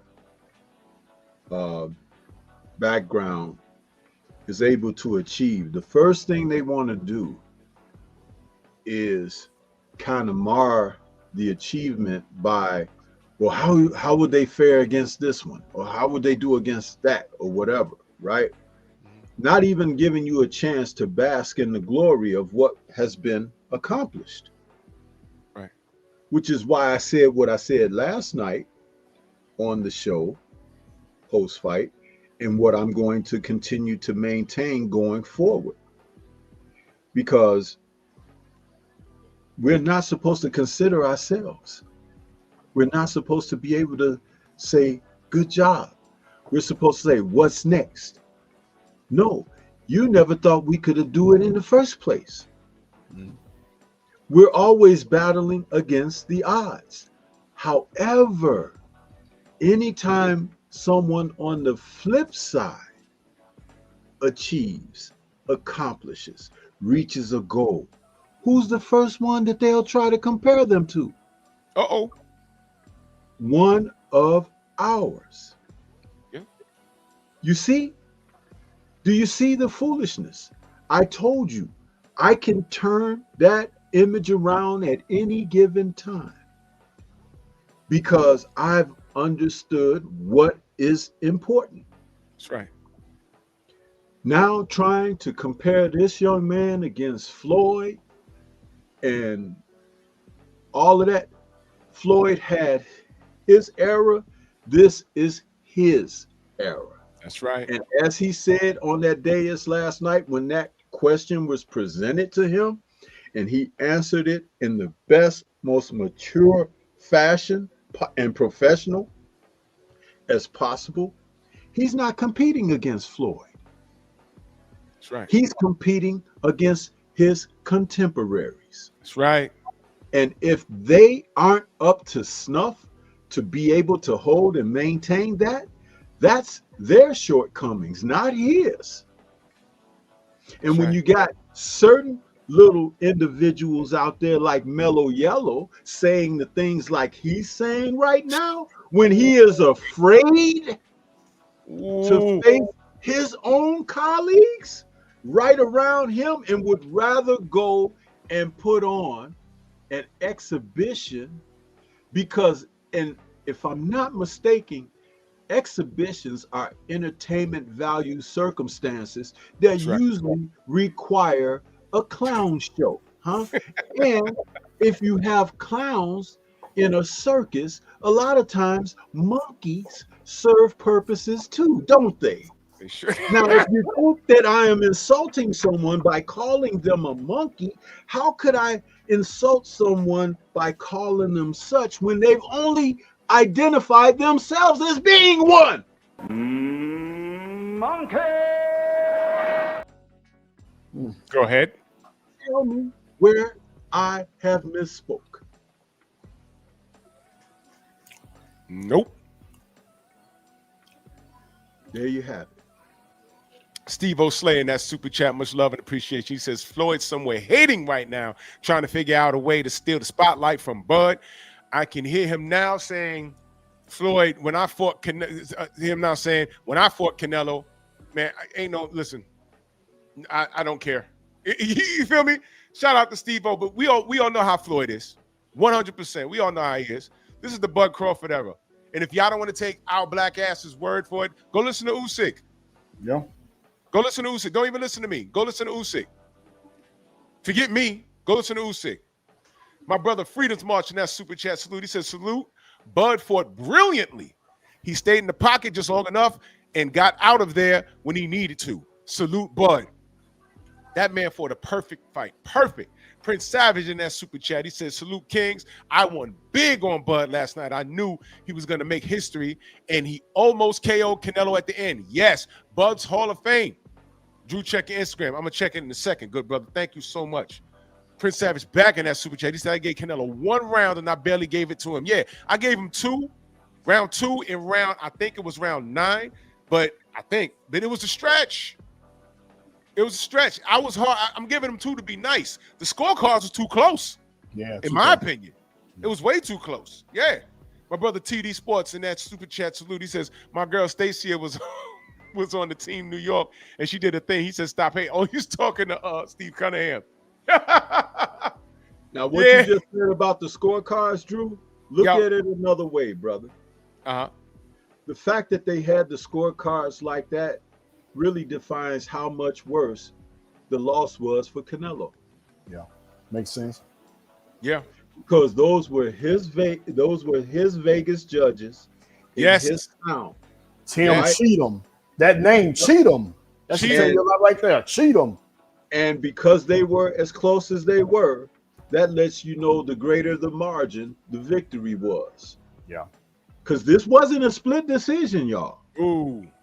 It was unanimous by all 3 judges. 115, 113. Yep. So the closeness in the numbers do not equate to the distance between the talent and the action that took place in the ring. See, remember, I'm trying to get people to start having independent, objective thought process because you can't feed into the machine. We got to break away from that. This is like Neo and Morpheus and Trinity, and then we are on the Nebuchadnezzar, bro.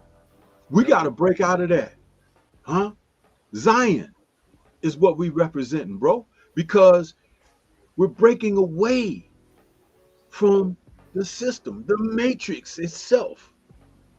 If you want to know, according to what Morpheus told Neo initially, what the matrix is, it's all around you. It's what you see, hear, touch, taste every day of your life. And people have bought into the matrix. And just like the agents, huh? There are people trying to protect it, to do all they can to keep us from being liberated, huh? Now, what side you want to be on? Think about it.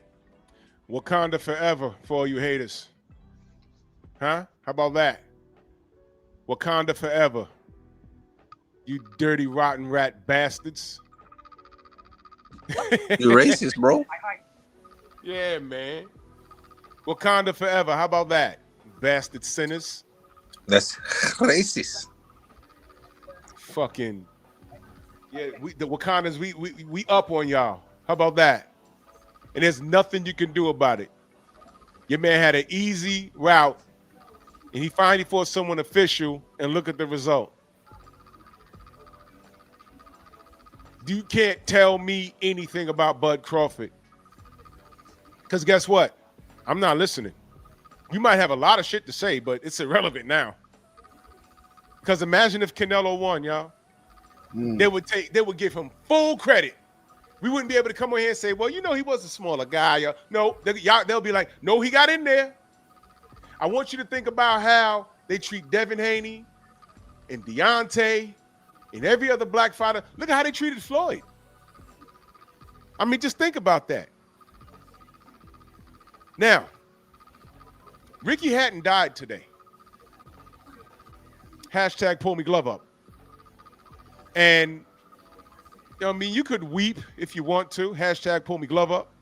That's bad. I don't know. I think he had a heart attack. I thought he was en route. I heard he was making a comeback, a ring comeback. Hashtag pull me glove up. I'm going to do a video about that. But let me say this. When he was fighting, the reason why I brought him up, when he was fighting Floyd, right here on American soil, Floyd got booed, man. What the fuck was that? Deontay got booed versus Fury. What the fuck was that? Devin got booed. They put the camera on him last night. Him and Bill got booed. What the fuck was that? What the fuck was that? They put it on Deontay, and they got quiet. Oh, we thought we killed him. Nope. There he is standing right there. What the fuck is wrong with y'all?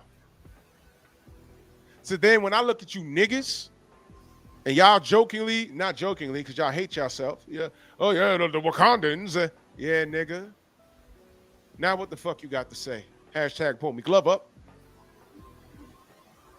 I know what we've gone through. We've gone through too much. So you can weep for whoever you want to weep for. Hashtag pull me glove up. What, y'all forgot that picture? Give me a second. Hold on. I got y'all right now.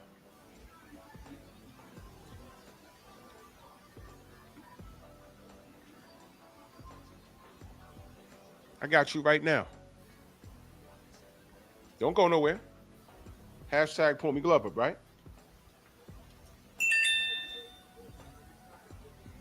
Where we at here? Pull me glove up. Hashtag, hold on. Hashtag pull me glove up. Right?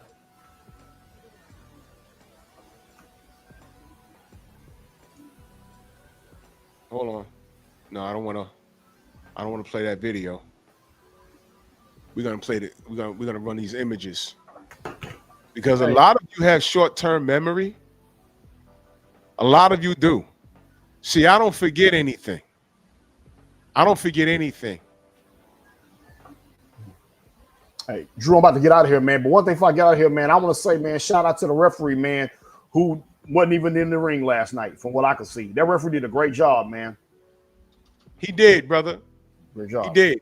He damn sure did, and I appreciate that.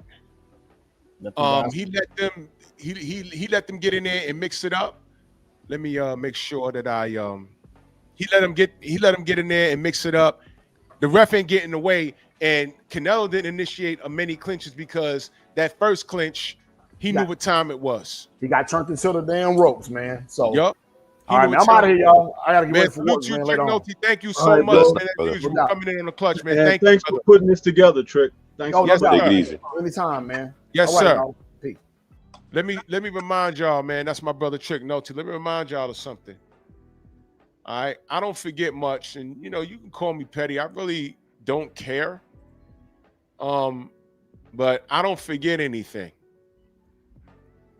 All right. Y'all remember this? Y'all remember that? Yep. Okay. So when I said hashtag pull me Glover, what the fuck you think I'm talking about? The first fight when his glove kept slipping off and he's hitting Deontay in the head with a wrist. His fist was in the wrist. Y'all thought I forgot about this? Y'all thought I forgot about this right here? Ricky Hatton was working that in the corner. You thought I forgot?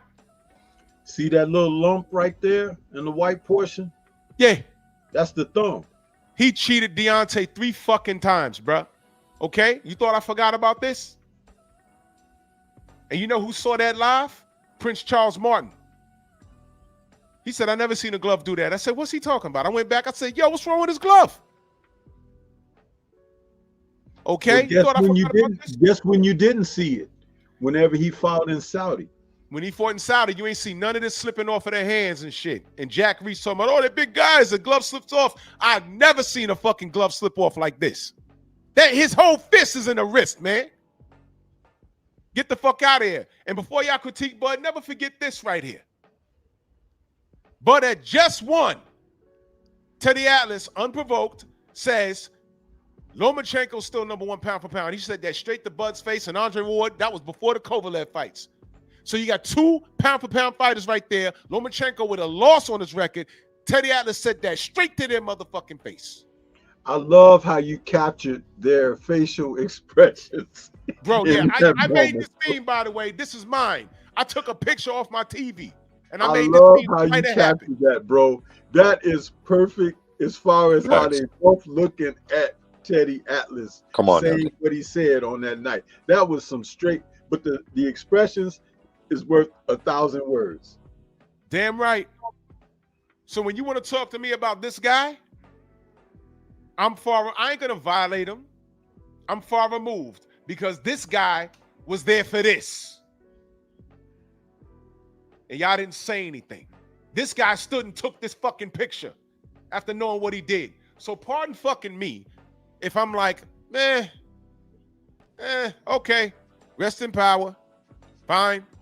Okay, now some people are a little more close to him. I know the people on the British side of things. Oh, Ricky had, okay, fine, okay. But I know what the fuck you guys would say if Floyd's plane fell out the sky. You got a nigga right now. I ain't gonna go there, bro. I ain't gonna go there. You got black people right now wishing death on Devin, on Bill and Devin. You got black people talking about, Ryan Garcia, forget the racist stuff. We saw the fight. I know what we saw. What? What are you talking about? Did you hear the boos when the camera showed Devin and his dad? Oh, of course. Of course. I got a question before we get out of here. What were those boos about? No one knows. Well, I know. We know. Yeah, but I'm just saying. See, people need to rethink things. And let me ask you a question. And salute to Coach Hudson, because I heard him say this afternoon. Let me ask you a question. Could you explain to me why the fuck was Teofimo Lopez allowed to come in and crash the post fight? And you know, quote unquote, he was playing. He came in there and said some bullshit. And then Bud asked him, yo, you gonna sign the fight, Shakur? And he said, yeah, I'm gonna do this, I'm gonna do that. I believe it when I see it. But you know what though? And shout out to Coach Hudson. I remember when Fred Hawthorne came in at a Golden Boy conference, while everybody was sucking whoever's meat that was on the stage, he was the only person that said, hey man, what's up with those racist emails when you calling Al Heyman Black Hitler? You know what they did to Fred? Get your black ass out of here. That's exactly what they did. They took his credential and escorted him out. And y'all, what y'all don't know is that was the start of barbershop conversations. And that's why he takes the position that he takes. That's why. Y'all, a lot of y'all weren't here for that. A lot of y'all don't understand. A lot of y'all don't understand. I was here for all of that. I said, damn, they did that? And ever since then, and he felt a bit betrayed because while he's in there defending Al Heyman, how many people from the PBC said, you know what, Fred, fuck that. We're going to give you credentials. Remember when I said a while ago, people at the PBC are asleep at the wheel? Remember when I said that? Remember, and you know how, bro, after Wilder Fury, the second fight, I came home and Larry Merch was sitting on the goddamn couch. And I said, wait a minute. Who the fuck let him in? That's when I knew people aren't paying attention. They're paying attention. We're not paying attention. They're not connecting the fucking dots, but it's really not that difficult. Drew. I was here for the whole thing. Barbershop conversations. I was in the chat that night when someone said, yo, Fred, go to BoxRec, because it was right after Shakur had that incident in Jersey. They said, yo, I think it's his mugshot on BoxRec. And I went and I said, oh shit, that's not the Olympic picture. That is his mugshot. And then somebody changed it back to a picture of him smiling. And in real time, someone put it back to the mugshot. And then we started writing emails to BoxRec saying, yo, that ain't right. That's when we started actively looking for mugshots of Oscar and Sergey Kovalev, and we couldn't find them. So then BoxRec had to change how they did shit and saying, okay, we're not letting anybody come in there and change pictures anymore. That happened on Barbershop Conversations. Y'all weren't here for that. I was one of the people that wrote an email to BoxRec. And it was a lengthy email. Like, yo, this is ridiculous. Are y'all racist? That is crazy. And I can't find one mugshot. I know Kovalev been arrested. He's been arrested at least twice in America. At least twice. Beating Becky in a DUI. Drew. Where's his mugshot? Where's Ryan Garcia's mugshot? Where's Oscar De La Hoya's mugshot? Remember, I went to the cops to get his mugshot. I remember they that. gave me the runaround. First, they said, oh, you got to go here to get it. And I got the credentials. I filled out everything. Then they sent me some basic package. Then I inquired further. Then I went. They're like, okay, we're going to connect you to this guy. And they sent me to another department. And then when I finally got to the head dude, there is no mugshot. There's no mugshot. And I know he has one. Like I said, Sergey Kovalev, I know he has at least two. He had another incident. I think he was kicked off of an airplane. But here's the funny part. Sergey Kovalev came here. He beat Becky, kicked the dog, had a DUI, and I think I vaguely remember him getting into an incident on a plane. Not one time that these white Americans say, take his money and deport him. Not one fucking time. Not one time. Okay? So when we start talking about racism in boxing and a different treatment, just last night, why was Devin Haney getting booed in America? Can I answer? Undisputed champion, had to go to Australia, took short money, went undisputed, and then had to defend it on foreign soil. The first time he went with like half of his corner wasn't there. Let me Against explain. all odds, he did that. And you got motherfuckers like Ryan allowed to do certain things and say certain things. You're allowed to, you got motherfucking Teofimo Lopez to say all kinds of weird shit. What? Y'all allowed this shit to happen to brother Deontay Wilder. Y'all allowed this shit? Y'all allowed this shit? Where's that artist that made that caricature of Bud going into this fight. Thank you. Where is it? That person's name was never dropped or released. They took the picture down. They took the picture down. They still put it up. I want to know who that artist is. That's what I'm saying. See, in Turkey, he puts people in charge of these departments, but somebody put that up. Somebody caught it and said, you can't put this up, and he took it down. But I want to know who the fuck put it up, and where was Canelo's character picture? Where was it? I never seen it. Oh, yeah, TD, he did tell me who it was. You told me who it was, and what you call it was responsible for putting it out. But these were HBO dudes, by the way. Of course it was HBO. We all know what's going on. I mean, these guys have roots in HBO, so we all know about it. But see, the disrespect to black fighters is normalized. But when I talk like this, I'm a Wakandan. Well, you know what? Wakanda forever. Wakanda forever, motherfuckers. Because on Mexican Independence Day, we bust y'all ass. You know, like how y'all laughed when Deontay, quote unquote, lost on Black History Month, right? So there's been a lot going on in 2025. Shout out to Brian Norman because Juneteenth, he went to Japan and knocked 6 months of memory off of the Japanese dude. 6 months? He knocked a half a year off that dude's head. You understand? So what do I want to see? Michael Benson, that's his name. What do I want to see Canelo do next? If it's not David Benavidez or Hamza Shiraz, pack it up. You're going to the Hall of Fame. Go away. Because you're not beating Bud. And in fact, not even your fans want you to run it back. They know there was nothing about that fight you won. They know it. You got smoked. And you're still a Hall of Famer. And you're still great. But Bud is just better. How about that? Canelo's great. Canelo's a Hall of Famer.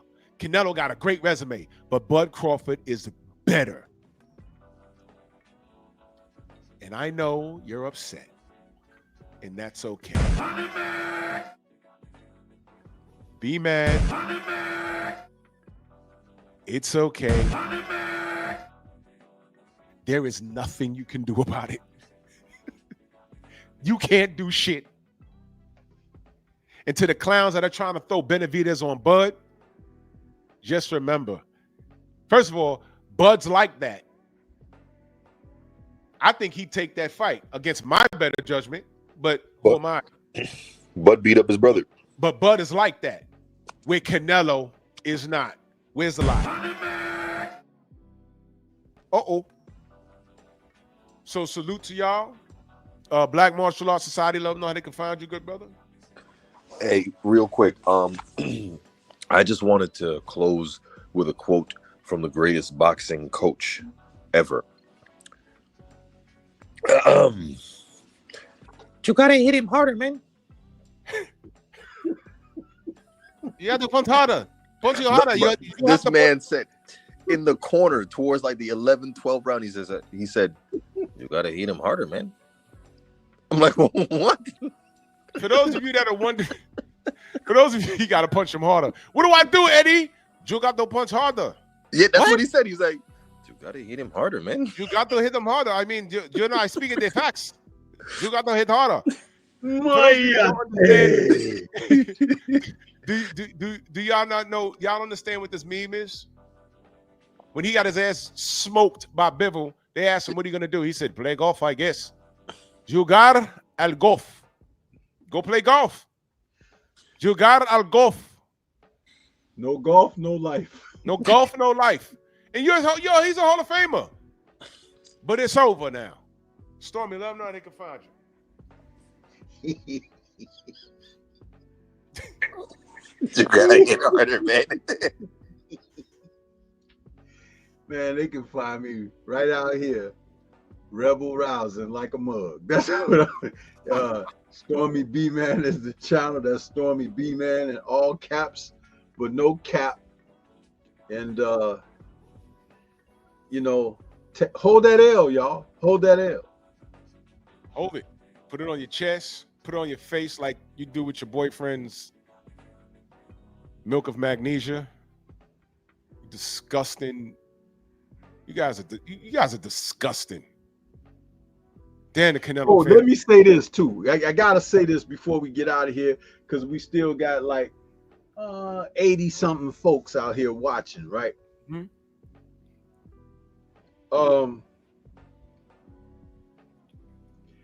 Before the fight, when I told you how I could see the fight panning out with Canelo possibly quitting or retiring on the stool, did you see the moment when he thought about it? That was round 11. I saw that Round moment. 11. I think that was going into Yeah, round it 11. was round 11. And he That looked moment. to Eddie and he said, "What do I do?" And Eddie said, "You got to hit him harder, man."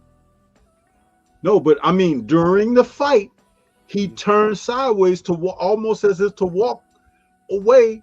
Oh, I know what you're talking about. Yeah, I remember that. He looked like Roberto Duran in the second Leonard fight.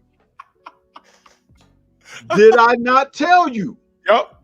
Yo. Did I not? Now, Drew, please tell the people that you and I had a private conversation. And I said these things. It had shades of no mas. It had But shades no, of no mas. I'm going to let Drew tell you guys. See, were I almost forgot to bring that up while you had your panel. But I wanted you to tell people, did I not explore the possibilities? You absolutely said we had this a few days ago. You said this has shades of Leonard Duran written all over it, minus the rematch, because of what Bud brings to the table. But you said specifically, if there's a stoppage, you see Canelo quitting. You see him quitting.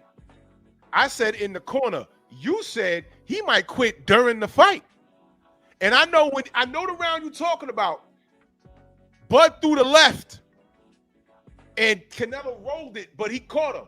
He backed off with his hands down, and he looked to the corner. Stormy, I know. You was like, oh, shit. It's happening. We were that close. You said exactly that. Yep.